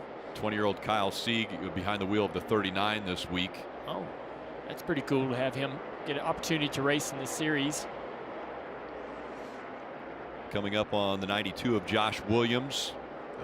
The 18 will try to get by him. Josh Williams, really cool what he did this weekend. Normally goes and visits children's hospitals, but because of COVID protocol wasn't able to do it this week. So they brought a robot with a camera on it, and that followed Josh around in the infield so that kids at the children's hospital could experience the infield here. That's one of the coolest things I've seen in a long time in the garage. Josh is he works hard at his racing and works hard to do well in the series. Got to know him a little bit this year. Dave, what you got on this 18 car as he tries to track down the leader? Well, and I was thinking about kids and what they love in victory celebrations, and they would love to see Daniel Hemrick win, because when he was coming through the ranks, he did backflips if he won.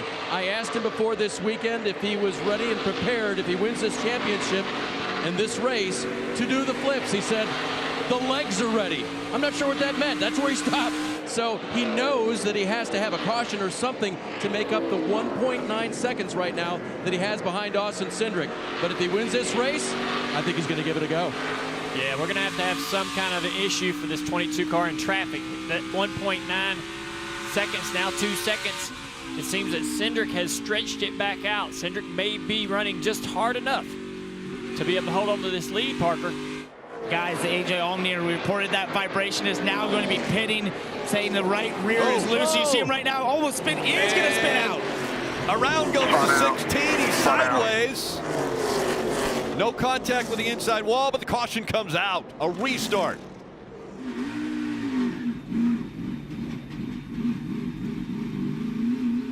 And now, Steve, the right thing to do, don't come to pit road, right, for the 16 that's closed? Rolling here.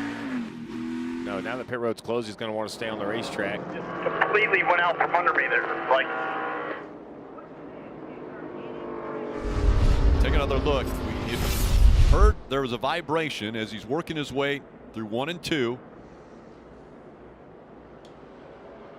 Back end just rolled right around on it on corner entry.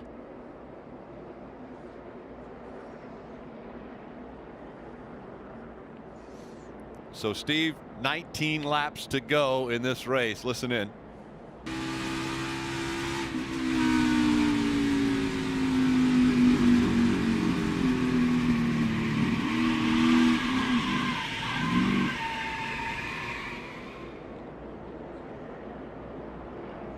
It's hard to tell whether that was an intentional spin or not. I mean, he's been having trouble with vibrations with the car. either loose or there's something broke in the right rear because something's vibrating really bad. Well, there's 20 cars on the lead lap, and that spin dropped him all the way back to 20th. Yeah. Break the right rear, okay? So this situation for the 16 of Allmendinger has put Cindric, Hemrick, and Gregson. Now they have a situation of, do you pit? At 41 laps in your tires, I believe you have to come to pit road, but with only 18 to go, do you gamble and take 2 tires? For the 22 and the 18, it's very, very difficult, but there's 20 cars on the lead lap, Steve. Oh, you have to pit. You had 18 laps to go. These tires have fallen off so much. If you don't pit right here, it's game over. You would need 2 or 3 laps if you didn't get run over or wrecked.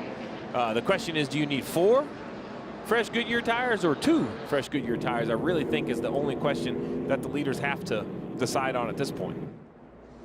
Dave Ellens there, waiting to make that call for Noah Gragson. And back to our original conversation all race long. Long run, short run, long run, short run. Well, now you know it's going to be a short run. So everything you've done, all the adjustments you've made to be good over the long run, take them back out. Go the other direction. Whatever you think your driver needs to fire off for a quick 10 or 12 lap run. Here comes the lead lap cars, Marty. You saw Brian Wilson's reaction, just couldn't believe it. In fact, he said on the radio, I had a feeling something like that was going to happen. Austin Cindric responded and said, it always does. It's never easy. So Cindric with the lead. Can this team keep him in the lead? Car really good. He wants no changes. Tape on the grill is going to be the only adjustment, Dave. Marty, for Daniel Hemrick, he said, I just can't be aggressive when I'm taking off. I need an adjustment for that, and this pit crew needs redemption. Remember, last time, lost 3 spots on pit road, Kelly. Noah Gragson pits from 4th. He said the balance is so close to where it needs to be, just needs more rear security and more front turn. Parker. AJ Allmendinger has gotten into his pit stall here. They're going to take a second just to look at the rear. He asked the team, I don't think this is just a loose wheel. They took a little bit of time to look at it. We'll get to see what they found out there. So Cindric and Hemrick hold on to their spots. Gregson gains a position. Harrison Burton will come off 4th off pit road. Nemechek loses a couple positions. All right, let's go back to the Ruoff Mortgage Peacock pit box. A lot of action happening right around you guys. Well, that changes everything. Yes. Or does it? It does. And I'll tell you what, Noah Gragson, what a call by his crew chief to come down and get a little fuel when he was running 12th. They go through the stage. He ends up finishing 15th. That's fine. But right now, he's got the lead. What a call. And as aggressive as he is, you know how hard he's going to be to pass? This is going to be unbelievable, Dale. Yeah, the choose line and rule here, the box there, is going to determine or help determine exactly what may happen on this restart. But we only thought the other restarts were wild until this one. This comes down now to who wants to be the champion the most. This is the reason they have a checkered flag, Rick. You sit here until they throw it because you never know what's going to happen. Well, I just want to make sure that we're all on the same page. Cindric and Hemrick came off of pit road first and second, and then it was Noah Gragson. So it was those three that came off pit road in that order, and now it will be the decision of the drivers which line they want to choose for the restart. Well, I think for Cindric it's easy. You take the top. All right, drivers, Hemrick and Gragson. What lane y'all taking over there? Man, that's a tough one right there. I don't know.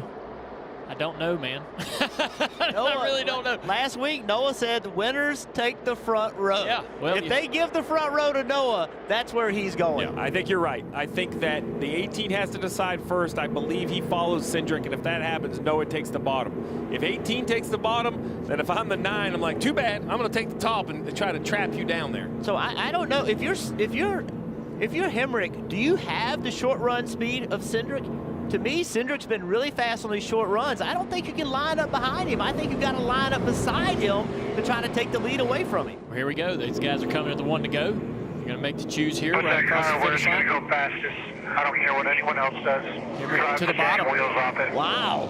Hemrick to the bottom, and I like it. We're getting to see a duel on this restart. The launch is going to be critical.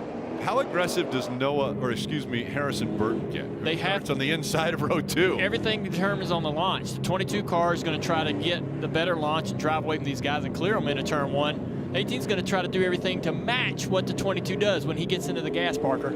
Oh, guys, just confirmation on A.J. Allmendinger's issue. It was a loose wheel in the right rear. You can see normally where these are circular, they have this huge oblong hole there. That is not good. That was a very loose right rear wheel. Yeah, major issue for the 16 right there. That absolutely make you spin out right there. The thing was probably about to come off, shaking like crazy. Yeah, lucky he didn't break a wheel. Yeah. You know, they can shake so much the wheel itself just breaks. So remember, we saw the penalty earlier, changing lanes before the start-finish line. You want to get a great start here if you're Hemrick, but you cannot drop below that line until you get to the start-finish line. It'll be 13 laps. Will we get all the way to the checkered flag? That's the question. And who's going to get there first? Cindric on the outside, Hemrick on the inside, green flag back in the air. That was a pretty good launch by everyone. They stay side by side into 1. Gragson aggressively trying to go to the middle. Oh, a little tire smoke right there, some contact.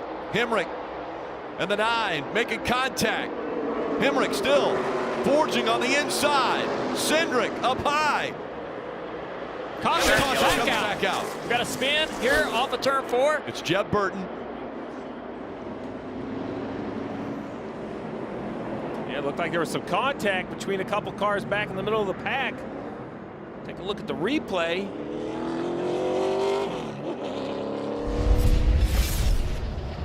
And they're stacked up 3 wide going into turn 3, and the 10 comes down the racetrack. I'm going to have to, I know where Jeb was thinking, but the 78, I'm not sure Sheldon Creed had a lot of place to go. Just a lot of action there. Great evasive driving there. So it's a 1-car incident. Yeah, live, I thought the 1 was close enough to maybe get into the back of him, but it doesn't look that way on the replay. It looks like he comes down and catches the right front fender of the 78. This will be an exciting view on board with A.J. Allmendinger.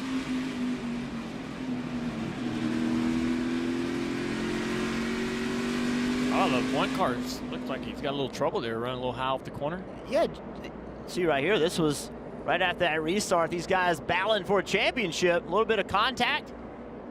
Yeah, the tire smoke is by the 9 car, the fender coming down on the 9 car. All that stuff just popped right back into place, though, with these composite bodies. And Noah never lifted. He's in the gas, he's committed. What a show those 3 are going to put on here. You come up here anymore, buddy, and you're going to go around. I was surprised by how Cindric rolled the restart. He came rolling at a high speed, didn't really choke everybody down and slow the field down to be able to get a jump and surge ahead of these guys. He kind of brought them here quickly around to the Geico restart zone and allowed them all to accelerate at the same time. not taking an advantage there. I know NASCAR's cracked down a little bit on the 18. Maybe the 22 got that warning as well or heard about that. NASCAR is paying attention to these guys and how they're controlling their pace to the restart zone. Marty, what's happening with the race leader? Well, Austin Cindric is going to have to survive at least one more restart to get his second Xfinity Series championship. When we asked him this week who would be the most excited about the title, he quickly said, my mom, Megan, no doubt about it. And I can tell you firsthand, she has been there day and night with Austin, from Bandoleros to Legends to everything that he has driven. And when you think about the heritage of this family in racing, everyone thinks of his dad, Tim Cindric, right? The president of Team Penske. Well, it's actually Megan's family that has the heritage. Her dad, Jim Truman, owned Red Roof Inns and sponsored many an IndyCar driver, launched many an IndyCar career. So she was involved in racing from when she was an infant, and certainly still a fan of her son to this day. And you see the list of names of the drivers that have won consecutive championships. Sam Ard did it back 83, 84. Most recently it was Tyler Reddick in 2018 and 2019. Dale Jr., your name right there in 98 and 99. Well, here we go. See what line everybody picks this time. Now under 10 laps to go, and once again, similar draw as the 18 will have the 20 behind him, the 22 will have the 9 behind him. Listen into Hemrick's audio. Smash that gas button. I want more. Offense, offense, offense. Attack, attack, attack. Offense, offense, offense. There's no prevent defense here, Steve. No, but what Dave Rogers is doing there, what he's really telling his driver is, we're with you. So if you go in there too far, too deep, we wreck him. Whatever happens, we are on your side. We are expecting you to do everything. Whatever fireworks happens, that's what I hear on that radio. He already knows that Hemrick is going to be aggressive. He knows it's going to be offense. This is more of a, you're not out there alone. This is a team sport. Even though we're looking for you to create the actions, we are backing you. Probably some conversations also. Daniel Hemrick has not been able to win an Xfinity race yet. Probably some conversations during the week. Hey, man, pump me up. 8 laps away from a championship. Cindric and Hemrick, row 1. Another great restart by the 18 car. 18 with a nose in front as they go through 1 and 2. Now Cindric fighting back on the outside.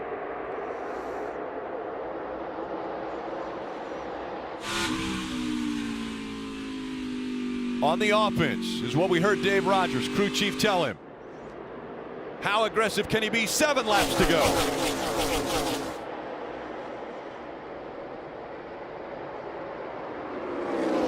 They both go to the bottom of the racetrack. Oh, the way 9. Up into the wall, the 9 of Noah Gragson. Gragson hit hard into the wall through 1 and 2. Yeah, he sent that car way too hard into turn 3. Saw an opportunity because these two guys went to the bottom. Now we got a tight race for the championship here off of turn 4. And behind him, Noah Gregson's falling way back. Without a caution, contact 2 cars in the wall in turn 3. Yeah, that's a big wreck. Jade Buford in the 48. You see the front of that car destroyed. Fluid already coming out of it. The 92 also with Josh Williams damage to the right side of that car. We were watching now there's going to be a cleanup here. Well, I was going to say, we were watching that battle for the lead. I really believe once Cindric got that clean air, Dale Jr. burden, man, this is going to be tough. And then here comes Hemrick back to his left rear quarter panel. We were getting ready to see side by side into turn 1. Very impressive. And then you mentioned Noah. I mean, he just cooked it off in there. He was going for everything, and he jumped the cushion, right? He went over the limit. I appreciate, what's he say? He's the showman. He's here to put a show on. It was unfortunate too far this time, but here's a replay of the crash here in turn 3. Yeah, I'm not sure what caused it. It's kind of late there. Yeah, it's already began down the back straightaway. It's possible that these two got together in the middle of the back straightaway, and this carried on into turn 3. But I don't think I expected anybody. See, this is Noah getting in the corner. He's already loose, out of control, and I didn't expect the 2 leaders to go to the bottom. I really didn't, and I don't know that Noah did either. And I think big hit. Yeah, and I think when they went to the bottom, it kind of might have threw Noah off a little bit. And he's like, oh, I got to get out to the outside of them or try to find a way to get to their right rear quarter panel. And the car just kind of got in the corner loose. Once you're committed to the top and you are out of control, you don't have enough racetrack to save it. Yeah, and the 54 car of John Hunter Nemechek got by Noah Gragson when all that happened. And who's been the fastest car for 10 laps tonight? I would say John Hunter Nemechek. He's going to line up in third. He's going to be a factor in this race. He's had a lot of speed. Car falls off on a long run, but short runs, that 54 is fast. Hey, Jeff, what was that stat you gave with 71 laps to go? Yep. I told you, overtime, buddy. It's coming. I predicted it. Yeah, it seems like that is inevitable now as they clean up in turn 3, Marty. Boy, Rick, I wish we had a heart rate monitor on Brian Wilson to check and see how he's doing here as the crew chief for Austin Cindric. With every restart, are you getting a little more nervous here? Yeah, for sure. I mean, these are all pretty unfortunate cautions here. Obviously, we're in a good spot, but I feel like we get a clean restart, get some clean air, and should be okay. How do you feel about the car on the short run, which will be an overtime finish? Yeah, I mean, short run's definitely been our weakness, but I think actually these cautions might be helping that, build a little pressure.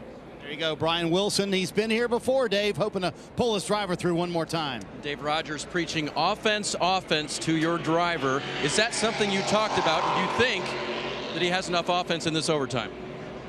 I wish we had a few more laps. If we had a few more laps, I know we had enough offense in it. It's going to be tough in a green-white checker, but we got the man doing it here. Bobby Bang Toyota Super has been good, but man, this championship 4 is strong, so it's going to be a heck of a race. We're going to put on a show for our fans. You've let him choose the line every time. Do you feel the same way now? Has it been his choice based on what he thinks the car is performing well? Yeah, we just got to play offense. Wherever that car is best, that's where Daniel's going to put it. And Austin might want to look in his mirror. Oh, we'll see. Will he choose behind Austin? We'll see, guys. You will not be denied tonight.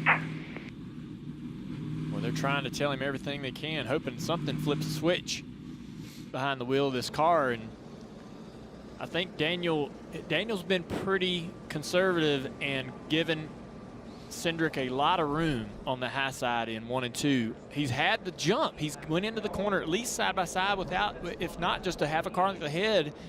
But in the middle of the corner, Daniel needs to gas it up a little bit. Show him the right side of that car some. Push him to the edge of the groove. Really force him to think about coming out of the gas just a little bit so they can race off a turn 2. And then maybe he can outdrive him into 3 and do a little bit of a slide job to take the position. Well, Junior, you mentioned this accident might have been a little earlier on the backstretch. We found another look. And it's all the way back, really exiting turn 2, the beginning of the backstretch. There it is, basically across the nose. Looks like the 92 gets turned to the right, picks up the 48, and that's where it ends up. There you go. It's like a 3 wide issue. That looked like David Starr, I believe. Yeah, it's hard to make out which one it is, but either way, these two come sliding to a halt. And I actually agree with Dave Rogers. I think 5 or 6 more laps would have been a better chance. I think the 18 still has a chance, but he knows that just what you said, right? That the leader has kind of taken the lead, and then you need a lap and a half, 2 laps to kind of get going back on offense. So I really think it's what you said. He gets a gate launch, he goes down to turn 1, he's leaving him a lane and a half. At some point, you're going to have to be right up there next to him, kind of test those morals. Test those morals. Let's all catch our breath. We'll come back for the restart, maybe the final one here for the season.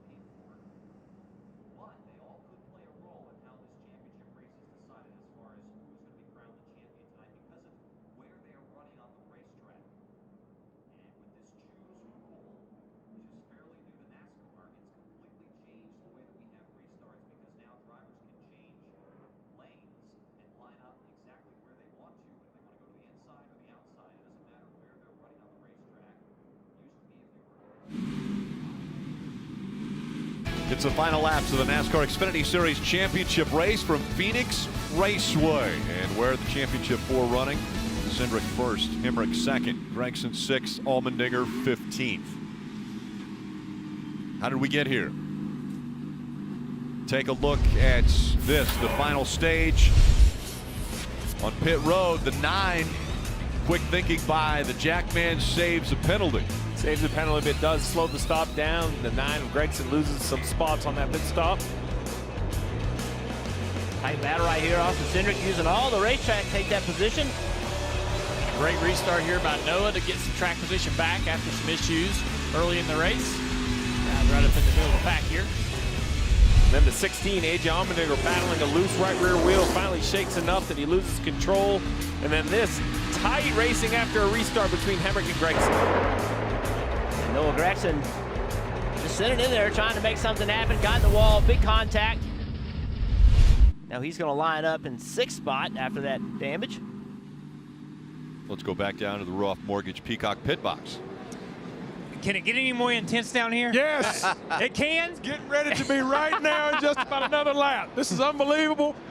So you got Cindric. He's probably going to take the outside, DJ, when you think. So that means my man Hemric can get on that inside. And all he's got to do is get down here to turn 3 with him, and he's got a chance. Got a chance. That's all you're looking for. We talk about it all the time. Yeah. And we talk in our meetings. What are you willing to do? How far are you willing to take this to try to win the championship? You don't want to wreck the man, but you got to use him up a little bit, just like Dale Jr. was talking about. You've got to get on that door down in turns 1 and 2. And we've heard some great stuff from Dave Rogers. Motivation. Yeah. Go, go. Offense, Absolutely. offense. Attack, attack, attack, man. Listen, a green, white checkered, if that's what we're going to have here. Sir. Attack, attack, attack, Rick. We'll see who is the most aggressive. Will Daniel Hemric throw it in there hard enough that he affects the 22 on the outside?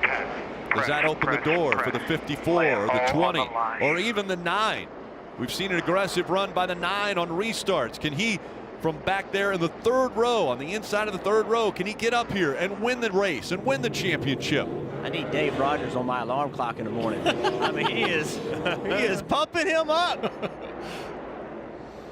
Dave's ready, crews are ready, the teams are ready, and the drivers are ready.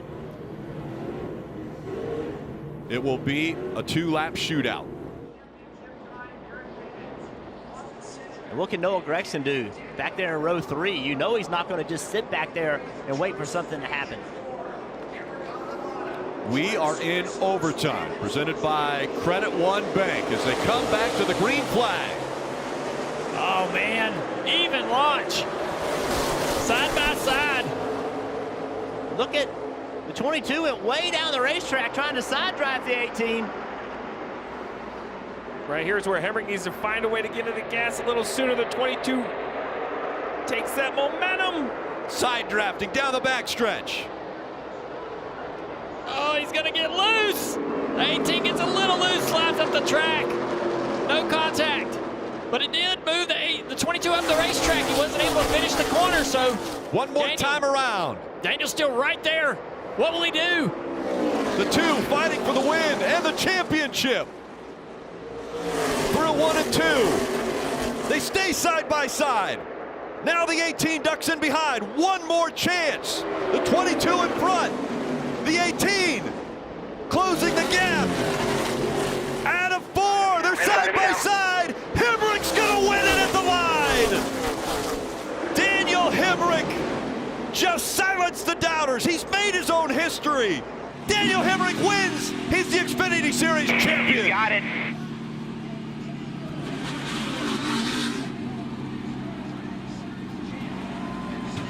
How about that, champion? Your first win. You'll never have to ask that stupid question again. Never again. Never again.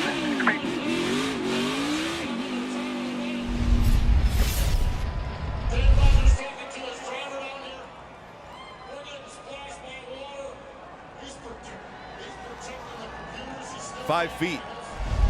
5 feet for the 2021 championship in the Xfinity Series. And you ask how aggressive you'll be? Well, when you go into 3. It's the pressure to give it to you, man. That was a hell of a job. All right, we sit right there. Do not move.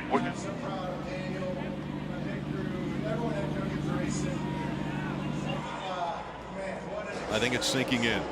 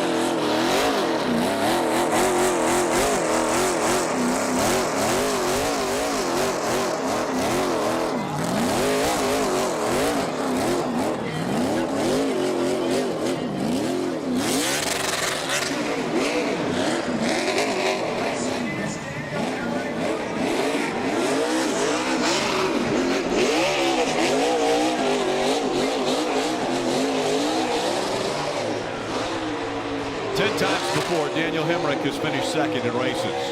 And as Dave mentioned earlier, when Daniel Hemrick wins races, which he did in the Legends and the series coming up, he would get out of the car and do a backflip, like what we saw from Carl Edwards years ago in the Cup Series. Let's see if Daniel Hemrick is willing to show us that backflip in his first ever win in NASCAR.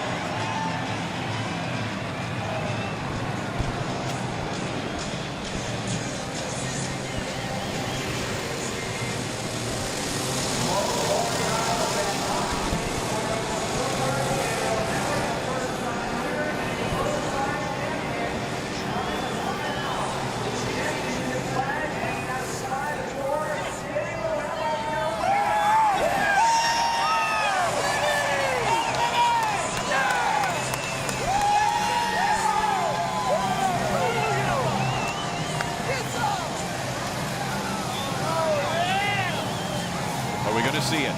The helmet's off. The Hans is off. The helmet coming off. From the top of the car, Daniel Hemrick's a champion.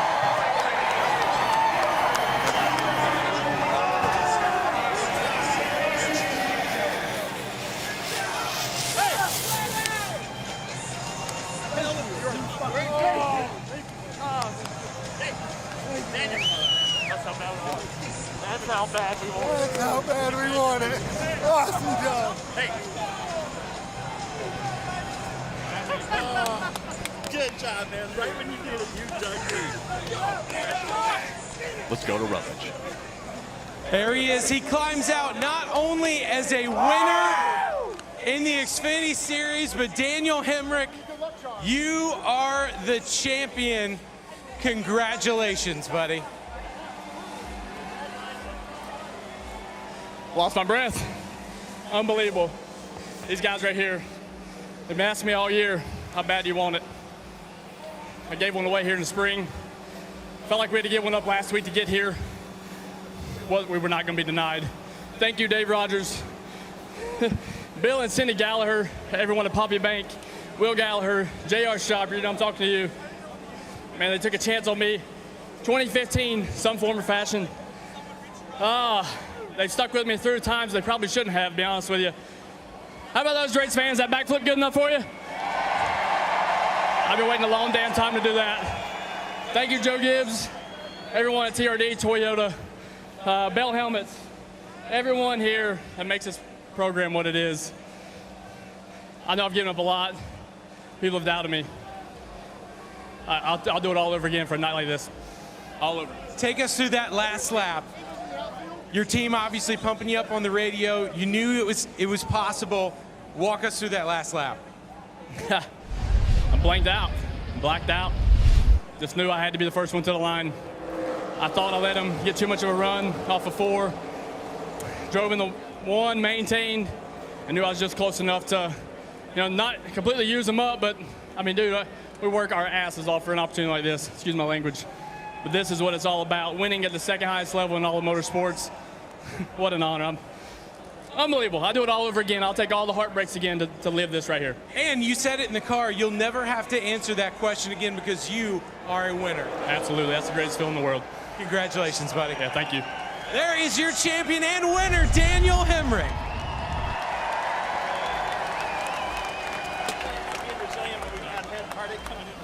The donuts on the side of Austin Cindric's car tell the story of an aggressive final lap. Austin, was that good racing? If everyone in the stands enjoyed it, it's good racing. So I'm very appreciative of the opportunity to race on such a big stage, the opportunity to race for Roger Penske and represent Ford Performance, our companies, and all of our sponsors that have helped us this season. It would have been awesome to finish this out. I felt like we had a dominant race car. I felt like we did everything right. Come up a little short. Sometimes it's like that way. Unfortunately, at the end of both seasonal championships this year, I'm getting, obviously moved out of the way and adored, but that's hard racing. That's why everyone enjoys watching this series. It's because there's a lot on the line. So thankful for the opportunity and pissed to be second for like the third week in a row. Austin, for those overtime type of restarts, what is going through your mind? All the blocks or all the moves you could make to keep the other driver behind? Yeah, I know my left rear bumper cover is vulnerable as ever, and obviously Daniel was in position to be the advocate of that, and he certainly used it, and he's the champion because of it. And you would honor his championship. You have to hand basically the baton over to him now. He will reign as champion in 2022, and you can honor that. Yeah, he's over there, I'm over here. He's the champion. But it was a good year for you guys. You ran really well. Yeah, absolutely. This is why it's so frustrating, to come up so short. One lap. One lap's all you need, maybe one restart. You never know. But to make it this far and to have the season we've had, and the stats obviously show the consistency and the way our team has performed throughout the season. Doesn't matter the type of racetrack. I work with some of the best people in the sport, and I'm a better driver because of it.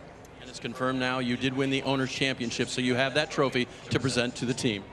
Yeah, that's certainly poetic. Obviously this 22 car has won so many Owners' Championships over the years with so many great drivers. And, my first race in this 22 car was in 2017, and they won the Owners' Championship then. And I guess I get to close that one out as ironic as that might be. Finishes out his full-time Xfinity Series career, second place in a format that comes down to, guys, one race. And in this case, as he said, one lap. Well, you have the agony of defeat and the thrill of victory. So a difficult ending for Austin Cindric, but let's play it back. Dale Jr. mentioned it. A great launch by both the 18 of Hemric and the 22 of Cindric. And then Dale down here, closer door to door than we had seen him on the previous restarts. Yeah. Cindric has a pretty good run here, but 18 did a really good job of staying close, staying on that left rear side draft a little bit right here, brings himself up forward into turn 3. He backs the corner up a little bit, gets loose. I thought it was over right there, but it knocked the 22 up the track, Jeff, and allowed the 18 to stay right here down the front straightaway. It did. Now, just great work right here. Driving into the corner on the bottom of the racetrack. Cindric's car has been better on the top, so he's rolling the top. And Hemric with a great run on corner exit. Now Hemric's close to him, coming to the checker. Now, what am I going to do? How hard am I going to hit him? And we're going to try to move him. Yeah, I got zero problem with this right here. When you're going for a title, it's all up for grabs right there, and I would do the same thing. And I thought that Austin Cindric handled that very well.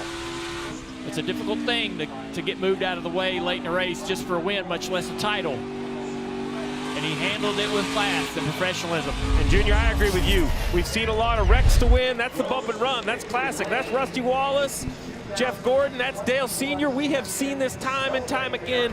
That is not wrecking a guy for the win. That's the bump and the move. Very well done by Hemric.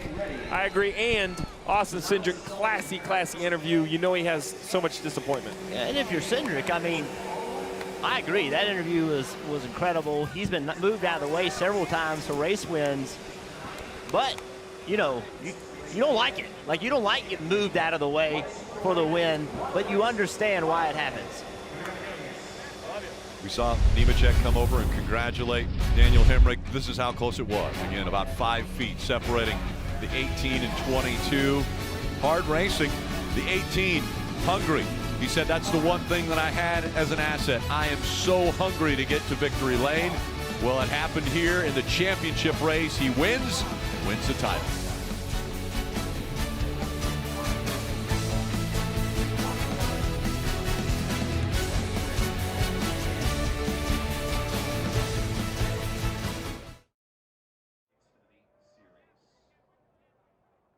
So, celebration has begun. Daniel Hemrick is now getting ready to drive that car. Dave Rogers giving a hug to the crew chief on that machine, to his driver, and some high fives from the rest of his crew. Can only think of the emotion and the huge relief that Daniel Hemrick feels, not only to get that huge weight off his shoulders. When are you going to win? When are you going to win? When are you going to get that first race win? Well, not only does he answer that question tonight, but he does so one better, and he picks up the championship.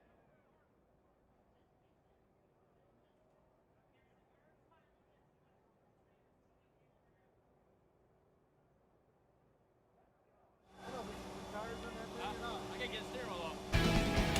Daniel Hemrick putting the wheel back on the 18 because he will now head to the Ruoff Mortgage victory lane where that celebration will continue with team.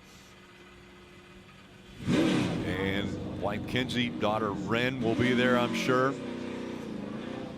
Father Brian, mother Christy Woods, of course, crew chief Dave Rogers getting this. There's mom and daughter heading to the Ruoff Mortgage victory lane. Let's go to Parker.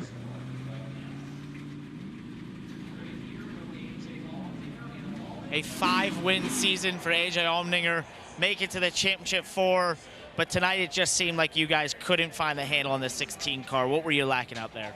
I'm not really sure. I just probably need to be a little bit better here as well to kind of lead us in a better direction. You know, that's part of growth. Here at College Racing, of course, you like to have at least contended for it. And then, you know, I thought at worst we were going to finish 5th or 6th, and then wheel was coming off on the right rear, so I apologize to Austin because I think he had the race probably won, and I don't want to be a part of the storyline like that. I'd like to have been a better storyline, but part of the growth. You know, we'll definitely not what we wanted tonight.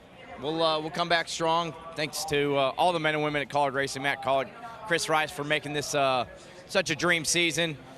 You know, I think we kept making the Hyper-Eye Chevy just a little bit better, but never really had the speed we needed to go run with the 22 or the 18. But congrats to Daniel. It's going to be cool having him as my teammate next year. So for him to be the champion, it looks like I got something to shoot for against him next year. So congrats to him. Well-deserved. And, you know, we'll come do this again next year. Definitely a great teammate to have. I just want to ask, though, at 39 years old, when you look back at this year and all you accomplished, what will you take away from it when you look back throughout your whole career with this year? Oh, I mean, it's just, as I said, it's an amazing dream season that I would never change for anything. You know, the places we got to win at Indy in a Cup race was something that I dream about, but it was far out of my expectations. So, I mean, it's the problem is you end like this and you wish you could, you know, at least have contended for it, but no matter what, nobody can take away the wins that we had, and I'll come do this again next year. The Xfinity Series was so much fun this year. Thank you to everybody at Xfinity for allowing us to all do this and put on great races, and maybe like a fine wine, better with age. We'll come do it again next year. Absolutely. They may come up short on the championship, but a great year for AJ Allmendinger and the College Racing.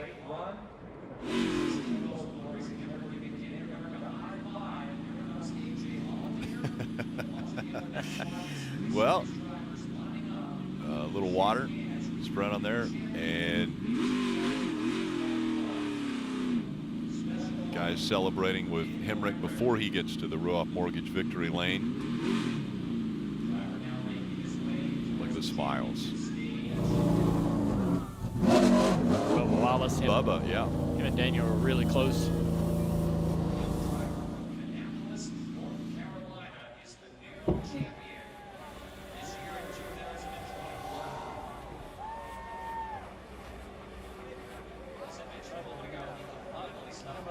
What a moment for Daniel Hemrick. We talked about this all week, what it would be like if Daniel could finally get that win. Finally. The talk has been over and over. Can he ever get to victory lane after 10 second place finishes? And how big it would be if he did win the race to win the championship. Watching the look on their little girl's face, wondering what all this is happening. What's all happening right here? She's gonna have some great memories when she looks back on these videos and photos today. Yeah, there'll be a lot of pictures as Daniel's out now with his team.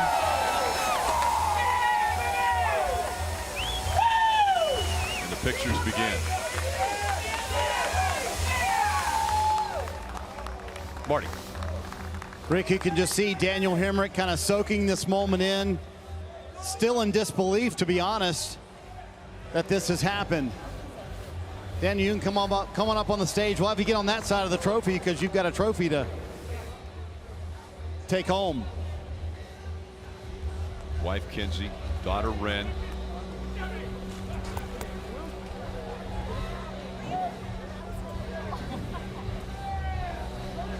She might not get any sleep tonight either.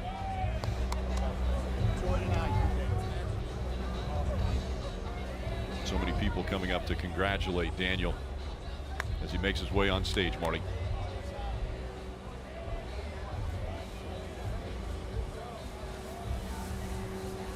What a cool moment for Joe Gibbs Racing and everyone.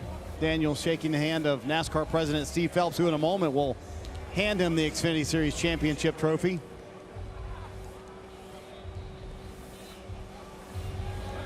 Other side of the trophy, Daniel, is where you're going. Have you head over there, and let's bring in to hand out the hardware the president of NASCAR, Steve Phelps. Also Matt Lederer from Comcast.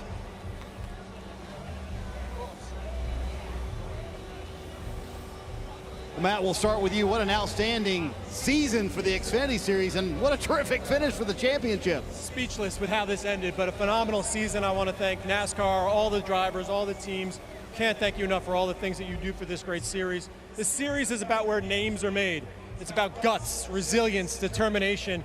I think Daniel showed all of that and more tonight. So on behalf of all of my teammates at Comcast NBC Universal, Daniel, congratulations. We are so proud to have you as our champion. Steve, I'll let you do the honors. Thank you so much, Marty. Hey, Daniel, on behalf of everyone at NASCAR, the millions of fans we have across this great nation and around the world, and these amazing fans here at Phoenix Raceway, it is my honor and my privilege to present to you the 2021 Xfinity Series Championship Trophy. Well done, my friend.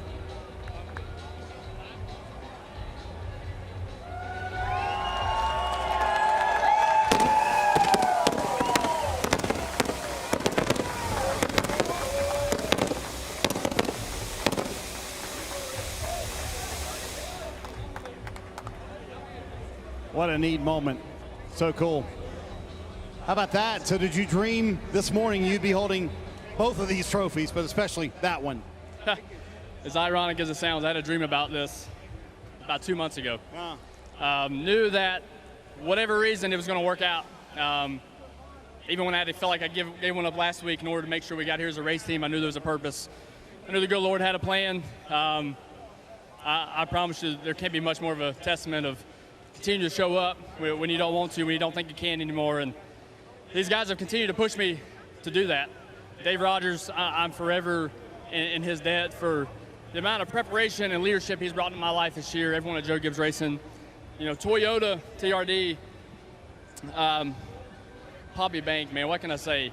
Mr. Bill and Cindy Gallagher, they've been my rock since 2014, 2015. Continue to invest in my career, invest in my program, even when they probably shouldn't. And for whatever reason, I knew when I had that dream 2 months ago that it was going to come full circle. And you know, we really didn't have a very good very good short run car all night. And Dave Rogers made incredible adjustments to give me exactly what I needed to keep me in sight with an opportunity as we took the white flag. That's all I wanted. That's all I needed. I don't think people know how hard the road was for you to get here. I mean, you scrapped and clawed and did everything you could to have this moment. I heard you tell Rutledge it was all worth it. What were you thinking about in the moments of celebration, Daniel? I feel like I blacked out, to be honest, Marty.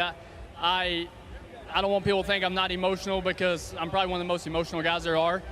But when you go through as much, you know, I think back immediately, honestly, to 2019 when I lost my ride and I felt like my life was unraveling before me. Everything you build since the time you're 5 years old to you're 27 or 28, and next thing you know, the decline starts. And I was counted out. I was counted out way before then, but especially then, started counting out myself. And to be able to have these folks here, Poppy Bank, you know, Bill, Cindy, Will, Mr. Coach, to take another chance on me, rebuild my career.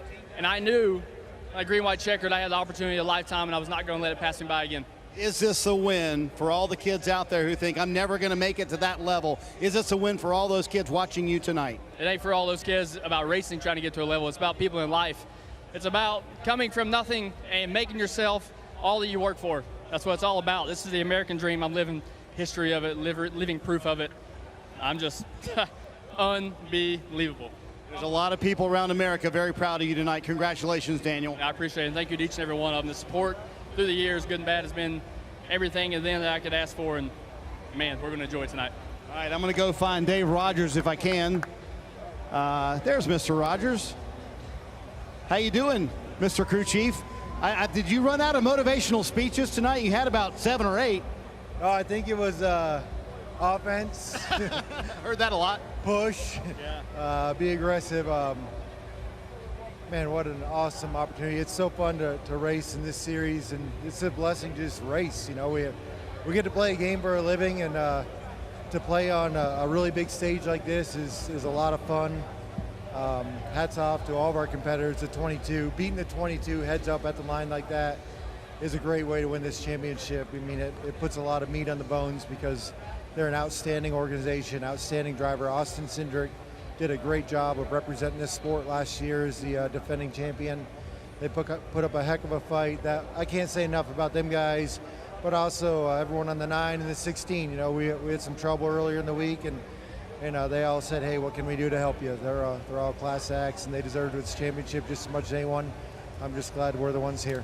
I spent a lot of time with Daniel a couple weeks ago, and he gave you a lot of credit for changing his life and instilling a leadership quality about him. But I want you to tell me what you've learned about him this year that made you know this moment could be possible. Man, I just know. I mean, we all knew. Everyone in the garage area knew that once Daniel got his first win, it's lights out. I feel bad for the Xfinity Series next year because the kid's going to win them all.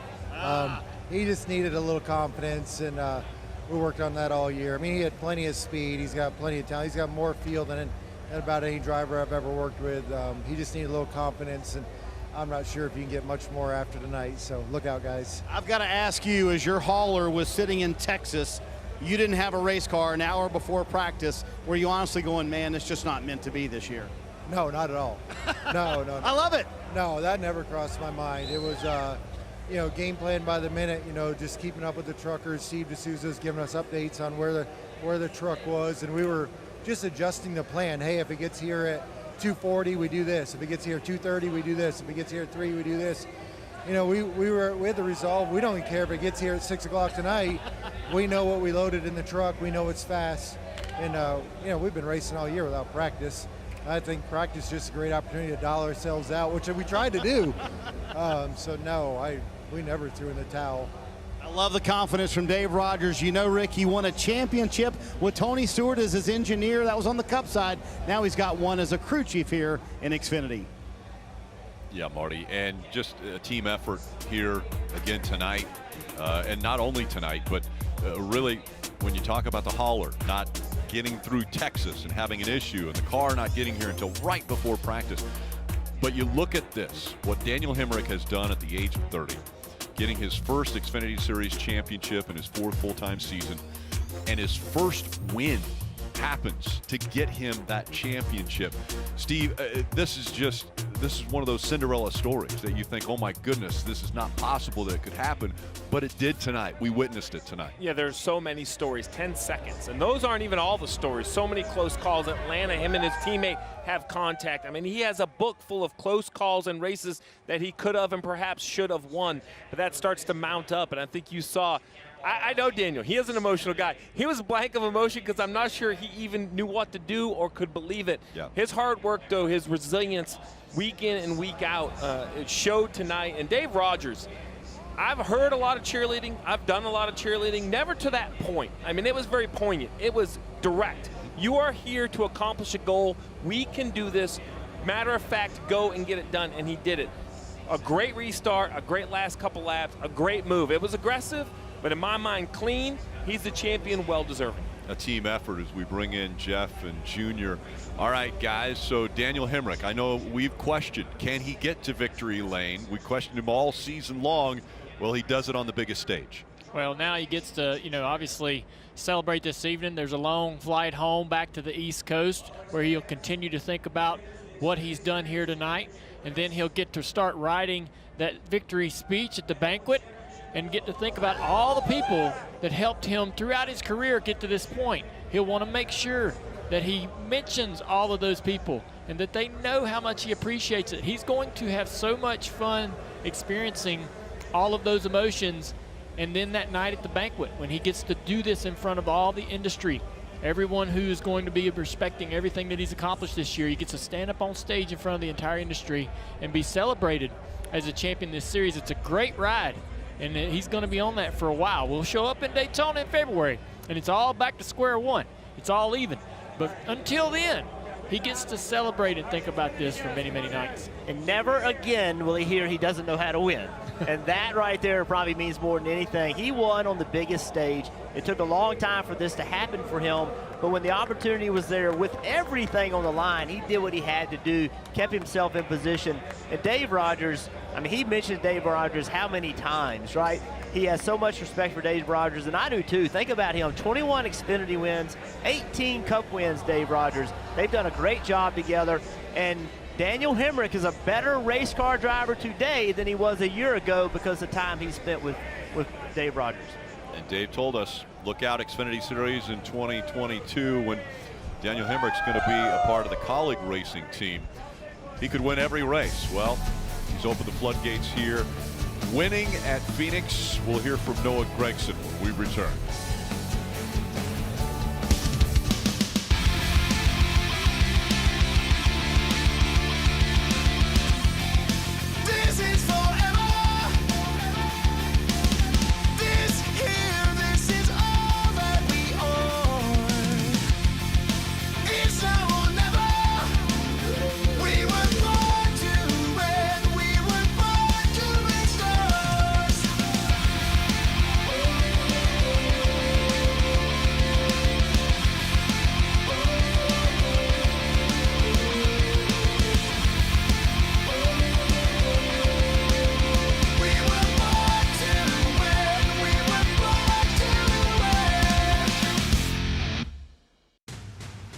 This copyrighted telecast may not be reproduced, retransmitted, or used in any form without the authorized written consent of NASCAR Broadcasting. NASCAR would like to thank all of our fans for your support, and we hope you enjoyed today's broadcast.